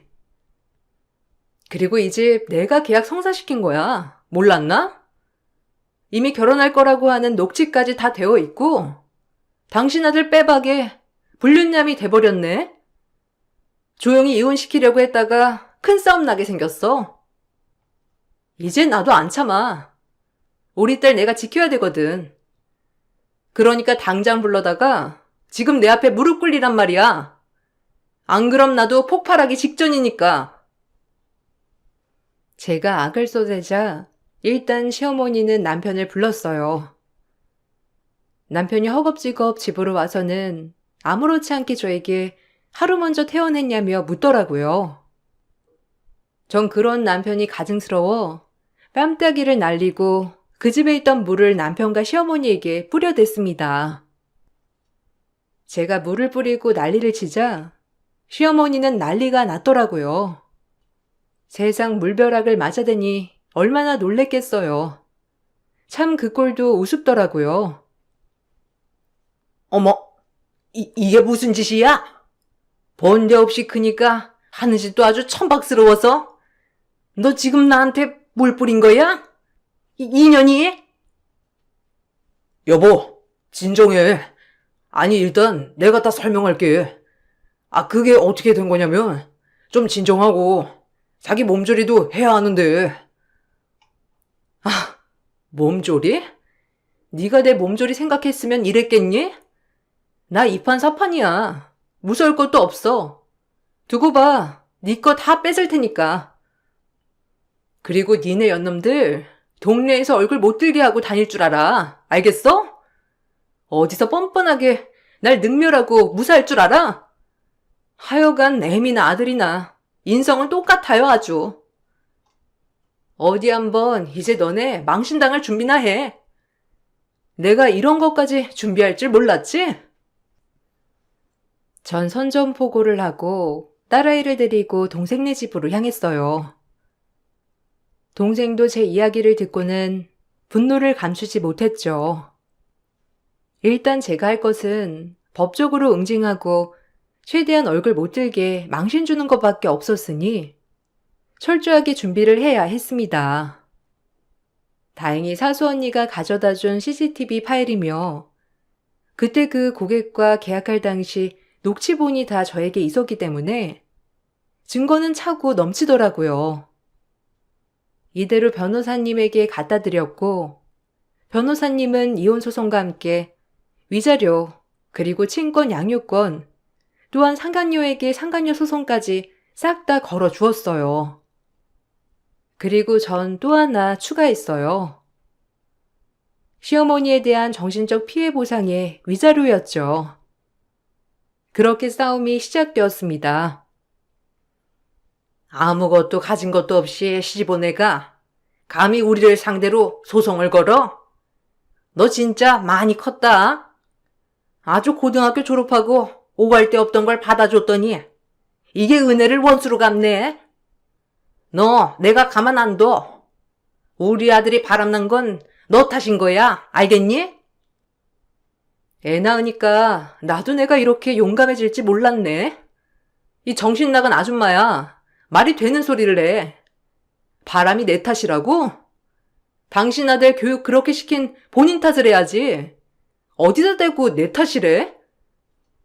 그동안 내가 이래서 생활비 된 건 생각 못하고 복에 겨운 소리하고 자빠졌네. 선처 없고 용서 안 해. 어디 한번 위자료 탈탈 털려서 정신 단단히 차리게 해줄게. 어리고 아무도 없다고 무시했지? 이제 무서울 거 없는 엄마라 이거야. 알겠어? 어디 한번 그렇게 주둥이 터는 거 법정에서도 해보시지요. 어떻게 되나? 제가 또박또박 말대꾸를 하자 시어머니는 혈압이 오르는지 얼굴이 불그락 푸르락 해져선 어쩔 줄 몰라 하더군요. 그리고 상간녀도 저에게 연락이 와서 소송을 취하해달라고 그런 말도 안 되는 소리를 하더라고요. 유부남인 걸 몰랐다나 어쨌다나. 아니 전 진짜 유부남인 걸 몰랐어요. 그러니까 소송 좀 취하해 주세요. 이거 다 기록에 남을 텐데, 네? 제발요. 그건 내 할 바 아니죠. 그리고 유부남인 걸 몰랐다고? 둘 사이 주고받은 문자 내역 다 가지고 있어. 어디서 위자료 안 내려고 수작질이야? 당신들 그렇게 행복할 땐 난 아무것도 모르고 뒤에서 뒤통수 맞았는데 나보고 치하해달라고? 당신이랑 불륜한 불륜남을 원망해. 나한테 이러지 말고. 난 하던 대로 모든 걸 진행할 테니까. 아주 다 끝장날 줄 알아. 너희 셋 모두. 능력이 없는 놈인 줄 알았는데 이렇게 뻔뻔한 놈이었네. 내가 진짜 못 살아. 괜히 유부남을 건드려선. 남자 하나 때문에 인생이 이게 뭐야. 그렇게 소송은 계속되었고 아이를 낳고도 한 번도 오지 않은 것, 조리원에도 와보지 않은 것들이 계기가 되어 양육권 친권을 박탈당했어요. 물론 경제적인 능력도 제가 훨씬 더 많았기 때문에 이 부분도 참작이 되었던 거죠. 결혼하고 일을 시작한 뒤 이 집에 경제적으로 기여를 많이 했기 때문에 시어머니에게도 위자료를 배상하라는 판결이 떨어졌습니다. 그리고 상간녀에게도 3천만 원이라는 법적 처벌이 떨어졌어요. 그제야 남편은 정신이 들었는지 이혼을 취하해달라고 저에게 빌더라고요. 상간녀에게도 버림받은 남편은 오갈 데가 없어졌고 그마저 저를 붙잡아야 할 지경에 이르렀으니 아주 납작 엎드리더라고요. 미안해. 내가 진짜 뭐가 잘못돼도 한참 잘못됐나 봐. 우리 다시 돌아가면 안 될까? 그 여자랑 깨끗하게 정리했어. 생각해보니까 내가 너무 너한테 모질었어. 한 번의 실수라고 생각해줘. 우리 애도 있는데 우리처럼 애도 한부모 가정 만들 거야? 그러니까 한 번만 네가 참아주라. 제발 부탁할게.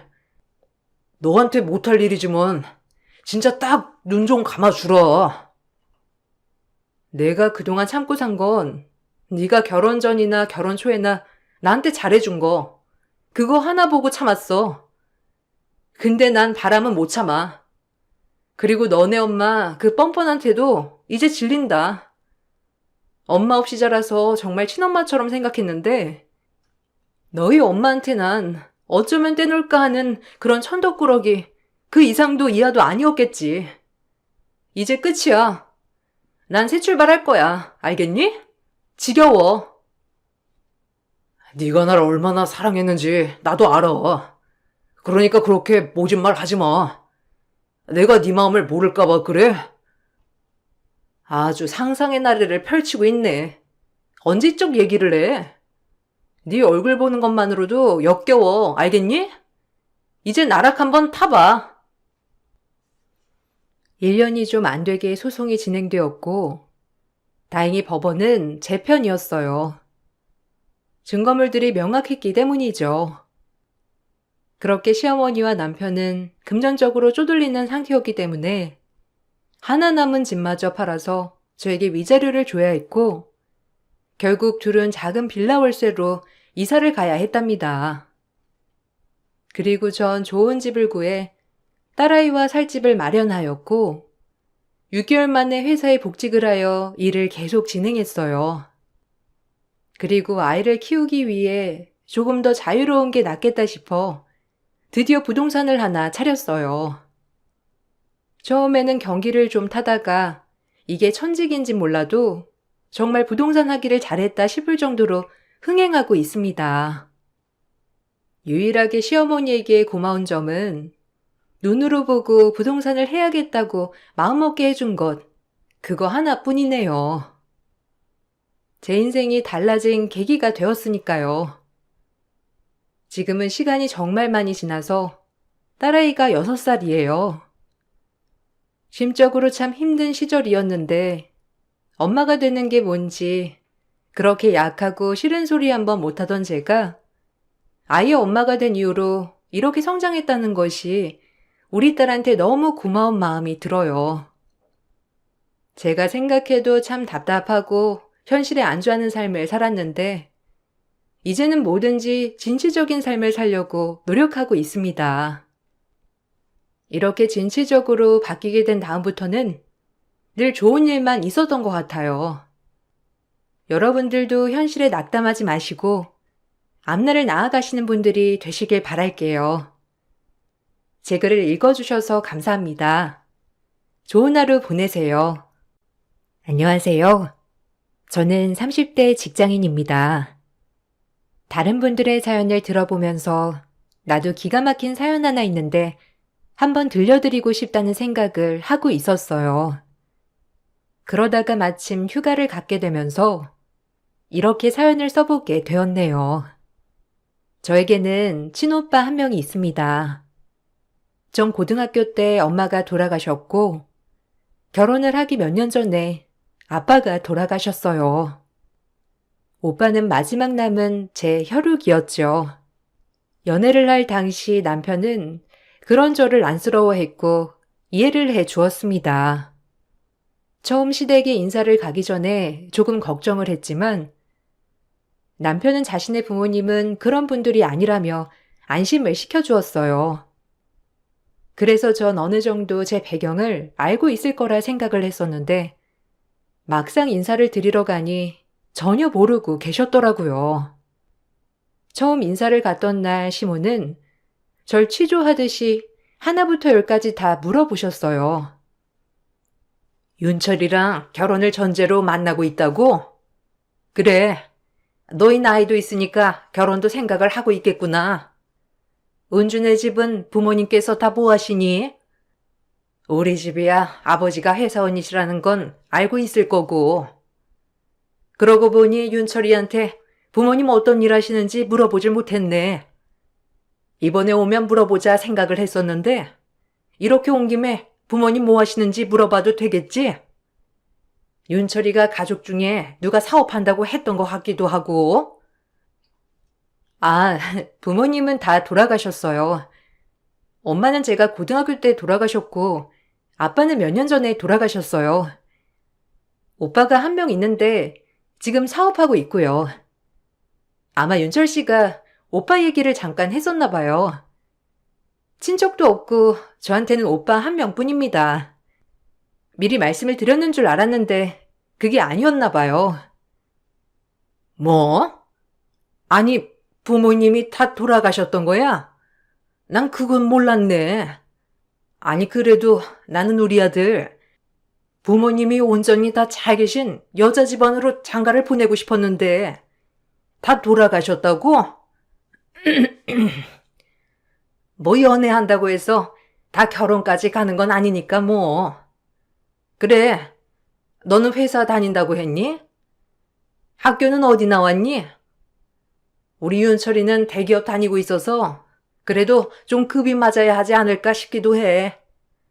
내 말 무슨 뜻인지 알지? 아, 엄마, 갑자기 왜 그래? 은주야, 아니야. 엄마 장난하는 거야. 엄마 너무 드라마 많이 봤다. 은주야, 우리 엄마 엄청 쿨해. 그런 거에 신경 쓰는 분 전혀 아니셔. 엄마가 너한테 장난치려고 그러는가 보다. 엄마, 그래도 은주네 오빠 진짜 능력 있어. 엄마도 알지? 저기 시내 모퉁이에 있는 4층짜리 건물. 거기 건물주가 은주네 오빠야. 사업도 크게 하시고 거의 1년에 수십억은 버실걸?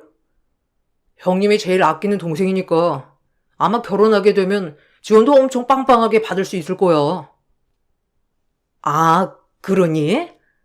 아유, 진작에 얘기하지 그랬어. 하긴 오빠가 그렇게 든든하게 있으면 부모님만큼이나 좋지 뭐. 아니야, 안 그래도 은주 들어오는데 딱 귀티가 나더라니까. 가방도 봐라. 그냥 딱 봐도 고급스러운 거. 그래, 오빠는 사업을 크게 하시는가 봐. 몇 살이셔? 결혼은 하셨고? 미혼이시면 그럼 은주가 딱 한 명 있는 핏줄이겠네. 아유, 너무 딱 좋다. 남매가 오손도손 친하게 지내는 거 난 너무 좋게 보이더라. 정환하게 맞이해 주셨던 시모는 제가 친정부모님이 모두 돌아가셨다고 하자마자 얼굴색이 싹 변했습니다. 거기에 오빠까지 있다고 하니 저에게 급을 운운하면서 상처를 주셨죠. 그런데 남편이 분위기를 풀어보고자 친오빠의 능력에 대해서 말을 하니까 그제야 시모는 얼굴빛이 밝아졌어요. 그러면서 저를 보고 복덩이라고 하며 더 잘해주셨죠. 그 찰나의 순간 동안 전 수만 가지를 생각을 했습니다. 부모님이 모두 돌아가셨을 때와 오빠가 능력 있고 지원을 많이 해줄 것이라는 말을 했을 때의 시모의 표정 차이가 극명하게 갈렸기 때문이었어요. 남편은 첫인사를 하고 나오면서 시모가 날 마음에 들어하는 것 같다면서 좋아했지만 전 그 길로 남편에게 헤어짐을 고했어요. 남편은 제가 말하는 헤어짐을 전혀 받아들이지 않았고 그날 이후 매일매일 집으로 찾아와 빌고 또 빌었습니다. 거기다가 친하게 지냈던 오빠에게도 찾아가서 저와 헤어질 수 없다면서 도와달라고 빌기도 했죠. 전 그런 상황에서도 받아주지 않았어요. 그런데 어느 날 시모가 절 찾아왔더라고요. 만나지 않으려고 버티다 어쩔 수 없이 만나게 되었는데 시모는 저에게 눈물을 흘리며 미안하다고 했습니다. 어머 은주야, 나는 네가 그렇게 상처를 받았을 거라 생각조차 못했어. 사실 전에는 부모님이 온전히 다 있는 집안에서 자란 아이들이 더 건강하고 밝을 거란 생각을 했었거든. 근데 살아보니까 딱히 그런 건 아니더라고. 그냥 내 옛날 생각을 말한다는 게 너한테는 마음의 상처가 됐구나. 정말 미안하다. 내가 그러려고 말한 건 아니었는데 용서해 주겠니? 윤철이가 네가 헤어지자고 했다면서 요즘 통 밥도 안 먹고 집에도 안 들어와. 나 때문인 것 같아서 마음이 너무 무거워서 이렇게 찾아오게 되었어. 아닙니다. 안 그래도 결혼하기 전에 윤철 씨에게 저희 집 사정 미리 말씀드리라고 했었는데 아마 중간에 윤철 씨도 고민이 있었겠죠. 그래서 아마 말도 못 꺼내고 절 데리고 갔던 것 같습니다. 그렇게 생각을 해보면 저희가 지금은 좋은 사이라고 하지만 길게 본다면 지금 끝내는 게 낫다고 생각을 해요. 어차피 결혼을 위해서 다른 사람들도 만나봐야 하고 더 시간을 길게 끌 이유는 없을 것 같네요. 윤철 씨와는 헤어지겠습니다. 은주야, 내가 정말 미안해. 내가 그냥 철없이 한 말이었는데 너에게 상처가 될 거라 생각조차 못했어. 난 애초에 네가 우리 집에 들어오자마자 내 며느리구나 하는 느낌이 왔단다. 그때는 내가 컨디션도 좋지 않았고 갑작스럽게 널 만나게 되면서 당황해 그런 거야. 그렇지만 난 네가 정말 마음에 들어. 내 말이 상처가 되어서 너무나 미안하다. 하지만 그게 내 진심은 아니었어. 괜찮습니다. 사람마다 생각이 다를 수 있으니까 저는 인정할 수 있어요. 그렇지만 저희도 나이가 있으니 더 이상 연애를 한다고 해서 좋을 건 없을 것 같아요. 어머님께서 원하시는 며느리감도 아닌 것 같고요. 이쯤에서 그만하는 게 나을 것 같습니다. 어머머머, 은주야. 내가 정말 미안해. 나 반대를 한 적 없어. 우리 애도 너를 너무 좋아하고 결혼하고 싶어 하는데 한 번만 기회를 주면 안 되겠니? 애가 헤어지기 싫어서 밥도 안 먹고 살이 쏙 빠졌어. 아니다. 결혼은 하지 않더라도 나 때문이라면 나 신경 쓸 필요 없고 그냥 다시 만나줘. 내가 이렇게 부탁하마. 제발 한 번만 우리 윤철이 만나서 얘기 좀 들어줘. 그렇게 찾아온 시모는 저의 손을 꼭 잡으면서 눈물을 흘리며 사과를 하셨습니다. 마음이 약해지던 찰나에 매일매일 찾아오던 남편이 점점 야여가는 모습을 보게 되었고 전 더 마음이 약해졌습니다.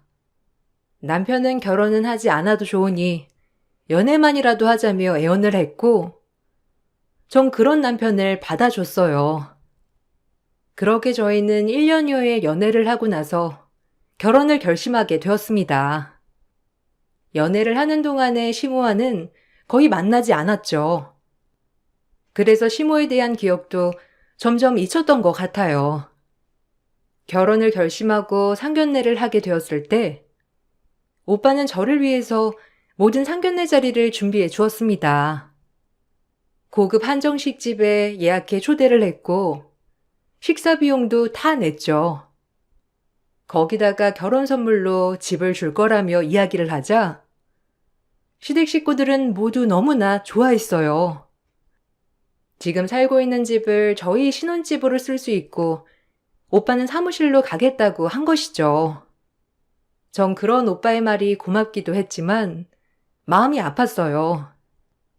마냥 좋아할 수 없었음에도 시댁 식구들은 혹시라도 더 해주는 게 없을까 기대하는 눈치였습니다. 예, 거기 집이 몇 평이라고 했지? 그래도 가장 위층이니까 층간소음은 없겠네. 안 그래도 요새 집 구하기 어렵다고 하더니만. 그래도 사돈께서 좀 더 신경 쓰셔서 신축으로 주시면 더 좋았겠지만. 에이, 그래도 뭐 이 정도면 나쁘지 않지. 은주는 좋은 옷 받아서 좋겠네. 부모님께서 보시면 엄청 뿌듯해 하시겠다. 어차피 사돈이 쓰던 가구나 가전들은 다 놓고 갈 거 아니야? 네?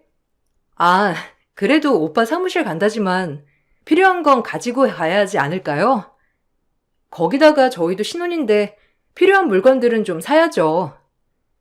안 그래도 저번에 물어봤는데 오빠가 아직 10년은 안 됐는데 마음에 드는 걸로 바꾸는 게 좋을 것 같다고 하더라고요. 낡기도 낡았고 다 오빠 취향이라서 다음에 은철 씨랑 같이 가가지고 둘러보려고요. 아니 얘, 오빠 쓰던 거 그냥 쓰면 되지. 무슨 또 돈을 쓰려고 그래? 그리고 사무실 들어가면서 바리바리 다 싸고 들어가려고 하면 오히려 더 힘들어. 그냥 가구랑 가전은 싹 다 놔두고 가라 하고 능력 있는 오빠가 다 새로 사면 되는 걸 무슨 힘들게 그렇게까지 하니?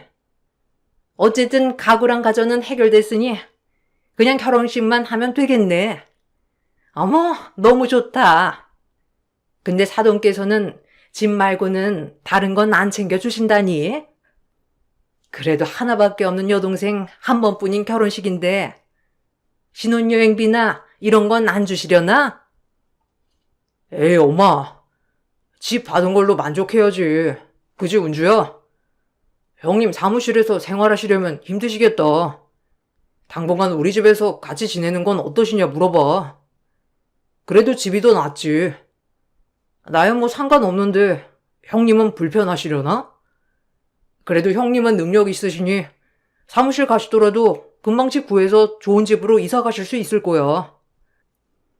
그래. 너희는 너희 결혼식이나 신경 써. 뭔가 방도가 있으니까 나가셨겠지. 그리고 진명이도 이제 슬슬 바꿔야 하지 않겠니? 근데 아무리 세상이 바뀌었다고 하지만 이런 큰 건 보통 남자가 이름을 앞에 쓰는데 말이야. 그래도 은주네 오빠가 주신 거니 은주 이름으로 해야 하나?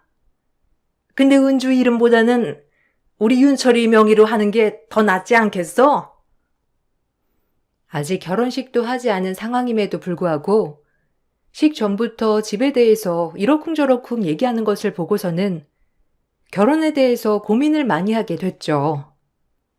그렇지만 오빠도 그렇게 제 결혼을 챙겨주고 도와주고 있는데 제가 갑자기 파혼을 결심할 수는 없었어요.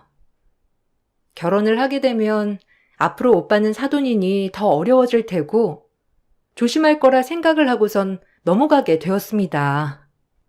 그런데 결혼을 하고 나서는 시모의 태도가 더 노골적으로 변했죠. 결혼 전에는 은근히 뭔가를 요구하는 듯 했지만 결혼 후에는 마치 맡겨놓은 것처럼 대놓고 요구하기 시작했어요. 가장 먼저 말을 꺼낸 건 대학 졸업을 한 취업준비생 신우를 오빠의 사업체에 넣어달라는 것이었습니다. 거기 자리 딱 하나만 만들면 되는데 왜 안 된다는 거야? 아니, 넌 됐고 난 사돈한테 직접 물어볼란다. 그래도 사돈이 사장인데 사장 한마디에 딱 자리 나오는 거 아니겠어? 우리 딸 이제 대학 졸업해가지고 뭐든 다 잘하고 싹싹하게 할 수 있단 말이야. 이럴 때 회사 다녀야 하는 건데 요즘 불경기라 취업할 곳이 없다고 하니 어쩌겠니? 그래도 가족이 사업을 하니 거기라도 들어가는 수밖에. 어머님, 지금 필요한 자리도 없고요. 그리고 오빠는 그런 거 철저해서 절대 안 돼요. 지금까지 인맥으로 들어왔다고 한 사람 한 명도 없었어요. 아무리 제가 말해도 오빠가 거절할 거예요. 필요한 인원도 없고 아직 비수기라 인원 고용할 필요도 없고요. 어머님 자꾸 고집 피우시지 마시고 아가씨 취업 준비한다면서요. 그거 결과 나오면 다시 얘기해요. 취업 준비를 하면 뭐 할 거야? 붙어야 말이지. 얘가 성적도 좋고 얼굴도 반반하니 좋은데 취업이 잘 안 되니까 문제야. 네 오빠가 사장이니까 한 자리 마련해 줄 수 있는 거 아니야? 그리고 원래 가족이 일 못해도 가족 회사에서는 다 알아서 챙겨주는 거야. 누가 가족 회사에서 열심히 일하니? 네가 딱 눈치가 있었으면 우리 딸 졸업하기 전에 딱 자리 마련해 뒀을 텐데. 어머님, 취업은 그렇게 인맥으로 하는 거 아니에요. 이건 아가씨도 무시하는 거예요. 아가씨가 취업하고 싶은 것도 있겠죠. 다음에 혹시라도 공고 뜨면 아가씨한테 넣어보라고 말해볼게요. 근데 아가씨가 원하는 직종도 아니고 일도 전혀 다른데 별로 원하지도 않을 거예요. 저한테 말씀하셔도 소용없으니 그만 말씀하시고 오빠도 그만 찾아가세요.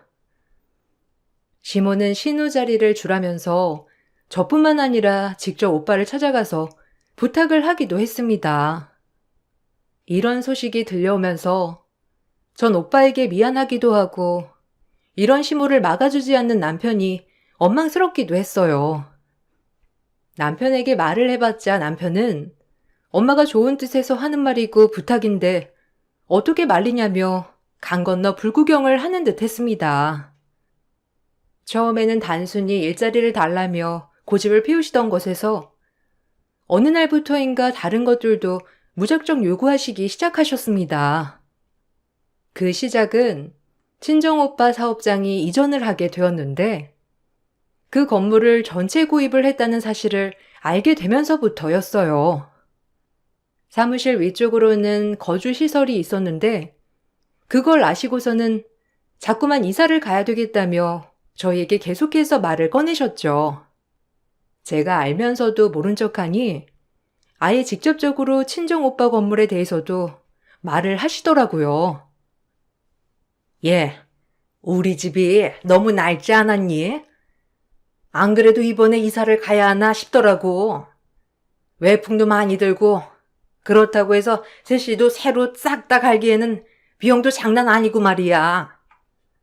그래서 말인데 우리 이 집 팔고 다른 곳으로 이사를 가볼까 싶어가지고 아들도 나가고 딸도 이제 좀 있으면 결혼해서 나갈 텐데 남편이랑 나랑 둘이서 이런 허름한 집에서 계속 살면 너무 초라하지 않겠니? 며느리 너는 어떻게 생각하니? 뭐 이사를 가신다고 하면 어디로 가시려고요? 저번에 어머님 귀촌하고 싶다고 하셨는데 시골로 내려가서 살고 싶어서 말씀하시는 거예요? 아버님 은퇴하시면 귀촌하시고 싶다고 하셨잖아요. 이 집 정리해서 내려가시고 싶다고 하셨으니까 그때 말씀하신 거 하시려고요? 아니. 내가 귀촌을 하고 싶은 게 아니고 생각해보니까 도시만한 곳이 어디 있니? 시골 가면 할 것도 없고 농사 지으려면 체력이라도 있어야 하는데 내가 체력이 있어야 말이지. 시골은 안 가고 그냥 여기 동네에서 살아야지 어떻게 하겠어? 아니 내가 물어보고 싶은 건 말이야. 그니 친정오빠 건물 있잖아. 거기 맨 위층이 가정집 아니니? 거기 세입자가 아직 안 들어왔다고 하던데 세입자 못 구하면 계속 빈집이잖아. 그러면 빈집이 오래 두면 금방 망가진다고 하더라. 사람 온기가 들어가는 게 더 낫지 않겠니? 우리가 이제 거기 들어가가지고 생활하면서 남편은 건물 관리하고 나는 청소하고 그러면 딱이잖아. 네? 갑자기 오빠 건물은 왜? 어머님, 근데 그건 어떻게 아셨어요? 전 사업장 건물은 전에 오빠가 말을 했으니 아셨겠지만 이번에는 아무도 그런 얘기 꺼낸 적도 없는데 어떻게 아신 거예요? 아니, 그래서 오빠 재산 자꾸 물어보셨던 거예요? 거기 어차피 세입자 들어올 거예요. 아직 기간이 좀 남아서 안 들어온 거지. 이미 계약도 다 했는걸요. 그런데 어머님, 뒷조사라도 하시는 거예요? 그러니? 그래도 거기 집도 좀 있던데. 다른 곳 빈집은 없다니? 이제 가족이고 부모님이 안 계시니까 아무리 사돈이라고 하더라도 내가 어른이니까 좀 챙겨줄 수도 있는 거 아니냐? 넌 무슨 오빠 얘기만 나오면 그렇게 예민해? 어디 무서워서 말이라도 꺼내겠니? 내가 궁금하니까 물어보는 건데 넌 너무 예민하게 대답하네. 시모는 친정오빠의 사업이나 건물에 대해서 항상 궁금해하고 누가 입주를 하고 있는지 가격은 어느 정도인지를 묻곤 했습니다. 그럴 때마다 난감하고 어쩔 때는 화도 나더라고요. 제가 말을 꺼내보지도 않았던 얘기를 시모는 어떻게 알고 있는 건지 의아하기도 했습니다. 그러다 사무실에서 생활하던 오빠가 사업이 더 잘 돼서 이사를 가게 되었어요. 전보다 훨씬 좋고 고급 아파트로 이사를 가게 되었습니다. 이사를 가고 나서 오빠는 집 구경을 오라면서 저와 남편을 불렀는데 따로 도착한 남편이 시모를 모시고 왔더라고요. 저와 오빠는 놀라고 당황스러웠습니다. 아유, 사돈. 어떻게 이렇게 좋은 집을 또 사셨어요? 아유, 우리 사돈 능력이 너무 좋으시네. 아니, 이렇게 큰 집에 혼자 사셔야 되겠어요? 그래도 옆에 누군가 챙겨줄 사람이 있어야 일하는데 힘도 나고 보람도 있고 그러는 거죠. 이사한 집에도 여자 흔적 하나 없는 거 보니 아직도 혼자시네. 이렇게 사시면 외롭지 않으세요? 같이 살 처자라도 한 명 있으면 좋으련만. 아, 우리 딸은 어떠세요? 솔직히 나는 겹사돈도 상관없어요. 오히려 이렇게 한 집안으로 연결되면 더 편하고 좋죠. 사돈, 농담이신 거죠? 저랑 나이 차가 얼마나 많이 나는데요. 제 동생보다도 한참이 어린데. 그나저나 사돈 어른께서 오실 줄 알았으면 제가 음식을 제대로 준비할 걸 그랬네요. 동생네만 오는 줄 알고 제가 음식을 대충 준비했는데 다음에 볼 때는 제가 제대로 음식 대접해 드리겠습니다. 아이고, 아니에요. 남자 혼자 사는데 거기서 거기죠. 아무리 돈 많이 벌면 뭐예요? 옆에서 챙겨줄 사람이 없으면 매번 이렇게 시켜 먹지.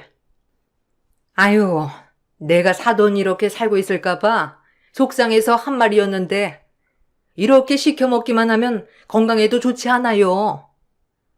우리 딸이 요리 솜씨도 괜찮고 야무지고 싹싹해요. 나이 차이야 조금 날 수 있지만 뭐 그게 더 좋죠. 전 쿨한 사람이에요. 사돈이랑 우리 딸이랑 너무 잘 어울리는 것 같은데 안 그러니 얘들아? 난 정말 소개를 해주고 싶네. 어머님, 자꾸 왜 그러세요? 저희 오빠 당황했잖아요. 그리고 아가씨 남자친구도 있는데 왜 자꾸 만나보시라 하세요? 나이 차이 많이 나고 그리고 이제 갓 대학 졸업한 애랑 어떻게 만나요? 어머님 그만하세요. 시모는 어느 날부터인가 오빠에게 신우를 만나보라며 권하기 시작했습니다. 신우의 의사는 상관없이 시모는 자꾸만 오빠에게 신우이를 소개해주겠다며 말을 꺼냈죠. 처음에는 그냥 한번 말해본 건가 싶었는데 며칠 동안 자꾸만 전화를 해서 신우이를 만나보라고 하는 통에 오빠가 당황스러워 연락을 해왔던 적도 있었어요. 남편에게 중재를 해달라고 했지만 남편은 오히려 제가 이상하다면서 말을 했습니다. 당신 진짜 웃긴다. 그냥 한번 소개를 해줄 수 있는 거지. 왜 그렇게 끝까지 아니라고 하는 건데? 자꾸 당신이 자르니까 내가 더 나서지 못하겠어. 솔직히 형님, 요즘 외로워하시잖아. 당신이 자꾸만 이렇게 중간에서 잘라버리면 형님 여자 한 번 못 만나고 혼자 사실 수밖에 없는 거야. 좀 중간에서 나서지 말고 가만히 있어. 내가 소개를 아예 해주지 말라고 하는 게 아니잖아. 소개해준다는 거 다 좋은데 왜 아가씨를 소개해준다고 하는 거냐고. 아가씨 이제 가 대학 졸업했고 오빠는 40대인데 이게 말이나 된다고 생각해? 그리고 사돈이랑 이렇게 만난다는 게 말이나 되는 소리야? 오빠도 불편해 했잖아. 당신은 오빠가 불편해하는 건 뻔히 보면서도 왜 옆에서 말리지도 않고 뭐 하는 거야? 뭘 말리라는 건데? 무엇보다 가장 어른인 엄마가 괜찮다고 하는데 내가 뭘 말려야 하는 거야? 동생 정도면 젊고 예쁘기도 하고 괜찮지 뭐. 형님 나이면 이제 연애하고 결혼하기는 힘든 나이야. 근데도 우리 동생같이 젊고 예쁜 애 만나면 그냥 좋지 않겠어? 엄마도 잘 어울리는 것 같으니까 소개해주겠다고 한 거야. 솔직히 말해봐. 왜 자꾸 오빠한테 아가씨 소개해주려고 하는 건데? 혹시 이게 오빠 재산 때문에 이러는 거야? 아, 오빠 재산 유산으로 안 넘길 거고 다 사회에 환원할 거래. 그리고 나도 그 재산 받을 생각도 없고 혹시나 그런 거라면 꿈깨. 오빠 죽기 전에 싹 다 정리해서 간다고 했으니까. 에이, 그건 아직 결혼도 안 했으니까 할 수 있는 말이지. 막상 결혼하면 형님도 자식한테 남겨주고 싶지 누구한테 주고 싶겠어? 그리고 형님이 결혼 안 하신다고 하면 당신이 유산 받아야지 뭐 하는 거야? 그걸 왜 당신이 안 받아? 아예 모르는 사람이 형님 재산 같이 나눠 쓰는 것보다는 이왕이면 아는 사람이랑 결혼해서 같이 쓰면 더 좋은 거 아니야? 마치 오빠의 재산을 자신들이 당연하게 받을 것 마냥 계획하는 것을 보니 어이가 없었어요. 이런 생각들이 더 커질 수 있도록 오빠의 사업은 날이 갈수록 점점 더 잘 되기 시작했습니다. 그러면서 시댁 식구들이 오빠에게 바라는 것들도 많아졌죠. 그러던 어느 날 친정 오빠가 갑작스러운 사고로 인해 중태에 빠지게 되었어요. 사고로 의식을 잃고 나서 깨어나지 않았고 위기 상황도 있었습니다. 전 그 모습을 보고 큰 충격을 받았어요. 하나밖에 남지 않은 혈육을 잃게 될까 두려운 마음도 컸습니다. 그래서 정신없이 생활을 했고 회사에도 사정을 말해 휴가를 내기도 했죠. 전 매일매일 병원으로 향했어요. 오빠의 상태를 확인하고 또 확인했습니다. 그렇지만 일주일이 지나도록 오빠는 깨어나지 못했죠.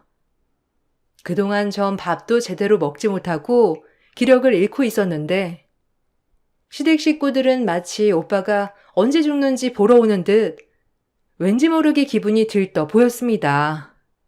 특히나 시모는 저만큼이나 자주 병원을 방문했는데 걱정스러운 얼굴 하나 없이 오로지 궁금한 얼굴로만 찾아오더라고요. 오늘 오빠 상태는 어떻다고 하디? 가망이 없다지? 아유, 안 그래도 내가 사고 났을 때 대충 들었거든? 근데 심하게 부딪혔나 보더라고. 아유, 이렇게 힘들게 너도 잡아두지 말고 얼른 보내줘. 네가 이렇게 붙들어두는 것도 누워있는 입장에서는 할 짓이 아니라니까. 네 욕심에 오빠 자꾸 붙들어 매지 말고 얼른 보내. 어머니, 어떻게 그런 얘기를 하세요? 그리고 아직 오빠 살아있어요. 호흡 못하는 것도 아닌데 왜 그렇게 말씀하시는데요? 아직까지 살아있는데 어쩜 그런 모진 소리를 하세요? 금방 깨어날 거예요. 위기도 다 넘겼다고 하고 의사 선생님 말로는 어제보다 더 나아졌다고 하니까 금방 괜찮아질 거예요. 그런 소리 하지 마세요.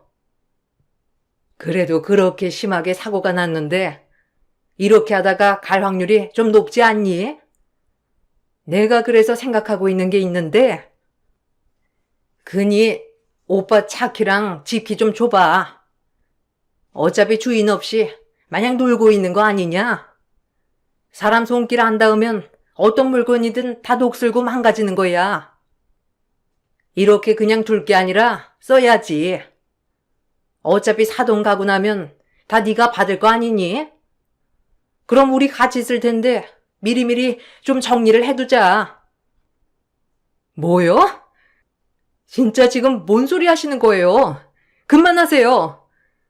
오빠가 어딜 간다는 거예요? 지금 제정신이세요?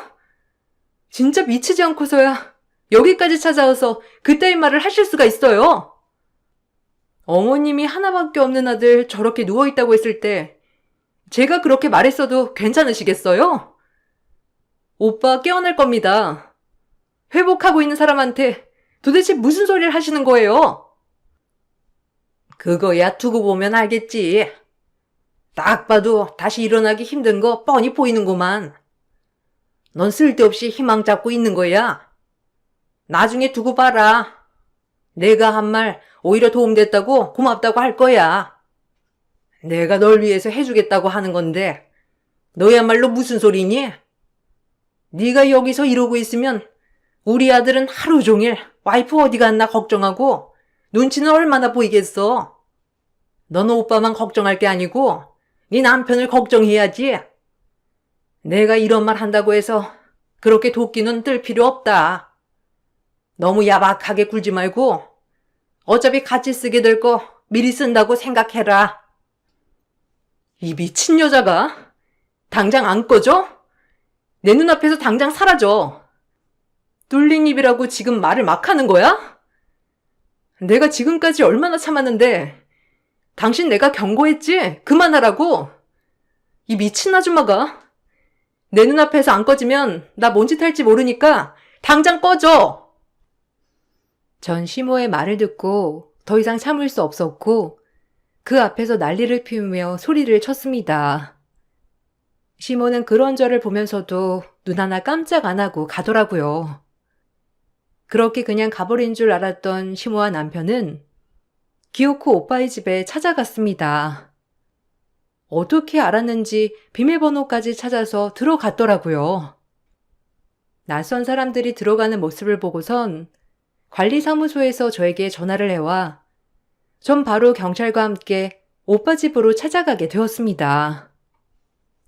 어머, 얘는 왜 경찰관 분들이랑 같이 오니? 아니 얘가 지금 지 오빠가 아파가지고 제정신이 아닙니다. 아 정말 죄송합니다. 시어미로서 며느리를 잘 챙겨야 하는데 저희가 앞으로 여기 들어와서 살 거거든요. 근데 며느리가 지금 제정신이 아니라 저랑 우리 아들이랑 와서 미리 청소를 해두려고 들어온 거예요. 얘, 뭐하니? 사실대로 설명 안 드리고. 뭔 헛소리야, 아줌마. 당장 여기서 나가. 왜 여기를 들어와서 산다고 해? 여기 우리 오빠 집이고 당신들 한 발자국도 들어올 수 없어. 어떻게 비밀번호 알아낸지 모르겠는데 당신이나 당신 아들이나 여기 들어올 권리 없으니까 당장 나가. 아니다. 경찰 아저씨, 이분들 잡아가세요. 여기 이분들 집 아니고 무단 침입한 거예요. 어머머, 얘가 왜 이러는 거야? 네가 지금 제정신이 아니구나. 네 오빠가 죽을 날 기다린다고 해서 너까지 지금 정신줄을 놓으면 어쩌자는 거야? 살 사람은 살아야지. 경찰관님, 이거 다 오해예요. 여기 제 오빠네 집인데 부모도 없이 남매 둘뿐이라 오빠 죽고 나면 여기 제가 받는 집이거든요. 그래서 어차피 들어올 집이니 제가 청소 좀 해주러 온 거예요. 이렇게 큰 집 청소하려면 얼마나 오래 걸리겠어요? 맞아요. 저희 엄마가 며느리 생각해서 온 건데 얘가 오해해가지고 그런 것 같아요. 여기까지 오셨는데 아유, 저희 무단 침입 아닙니다. 그러니 그만 가주세요. 저희끼리 오해 풀어보도록 하겠습니다. 변명은 경찰서 가서 해. 이미 CCTV에 당신들 무단 침입한 거 다 찍혔으니까. 비밀번호는 어떻게 알았니? 사고로 넣은 오빠가 알려주디? 당신 진짜 소름 끼친다. 내 앞에서는 아닌 척 하더니만 결국 오빠 재산 탐내고 있었네. 어이가 없어서. 이 사람들 싹 다 잡아가세요.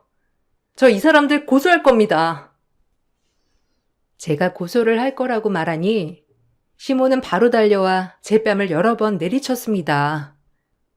여기에 남편까지 합세해서 제 머리를 마구 때리기 시작했죠. 그 모습은 경찰들도 모두 목격했고, 두 사람은 현장에서 체포되어 경찰서로 향했습니다. 끌려가는 와중에도 심우와 남편은 저에게 폭언을 쏟아냈어요. 전 이 상황을 증거로 이혼 소송도 하고 접근 금지 신청도 했습니다. 남편은 억울하다며 끝까지 항소했지만 무단 침입에 폭행까지 모든 처벌을 받게 되면서 이혼을 하게 되었어요. 이혼의 사유는 남편에게 있었기 때문에 위자료를 청구하게 되었고 재산 분할에 대해서도 주장을 했지만 분할 없이 남편은 몸만 쫓겨났습니다. 전 여기에서 끝내지 않고 보험 관련 일을 하고 있는 남편의 고객들 중 말하기 좋아하는 사람을 만나 이혼을 하게 된 이유를 상담하는 척 말하게 됐죠. 그동안 뻔뻔하게 오빠의 재산을 노렸던 것들이 남편 주변으로 다 알려지게 되면서 고객들이 떠나가게 되었다고 하더라고요. 좁은 지역사회에서 소문은 삽시간에 퍼졌고 결국 시부가 은퇴함과 동시에 시댁 식구들은 모두 강제 기촌행을 하게 되었습니다. 뒤늦게 남편은 미안하다면서 그럴 의도가 아니었었다며 사과를 했지만 그 검은 속내가 뻔히 다 보여 받아주지 않았어요. 그동안 그렇게 얼토당토하는 얘기를 했을 때 더 강하게 말을 했어야 했는데 오히려 아쉬운 생각이 들었네요. 오빠는 다행히도 한 달이 되고 깨어나게 되었고 깨어난 후 그때 당시 얘기를 듣고는 저보다 더 분노를 했죠. 오빠가 있었기 때문에 더 마음을 잡고 냉정하게 마무리를 할 수 있었던 것 같아요. 저는 직장을 그만두고 오빠 사업을 옆에서 도와주고 있답니다. 요즘은 하나밖에 없는 오빠가 너무나 든든하고 좋네요. 제 사연 들어주신 분들께 정말 감사드립니다. 내 곁에 있는 가족을 소중하게 생각하시길 바랄게요.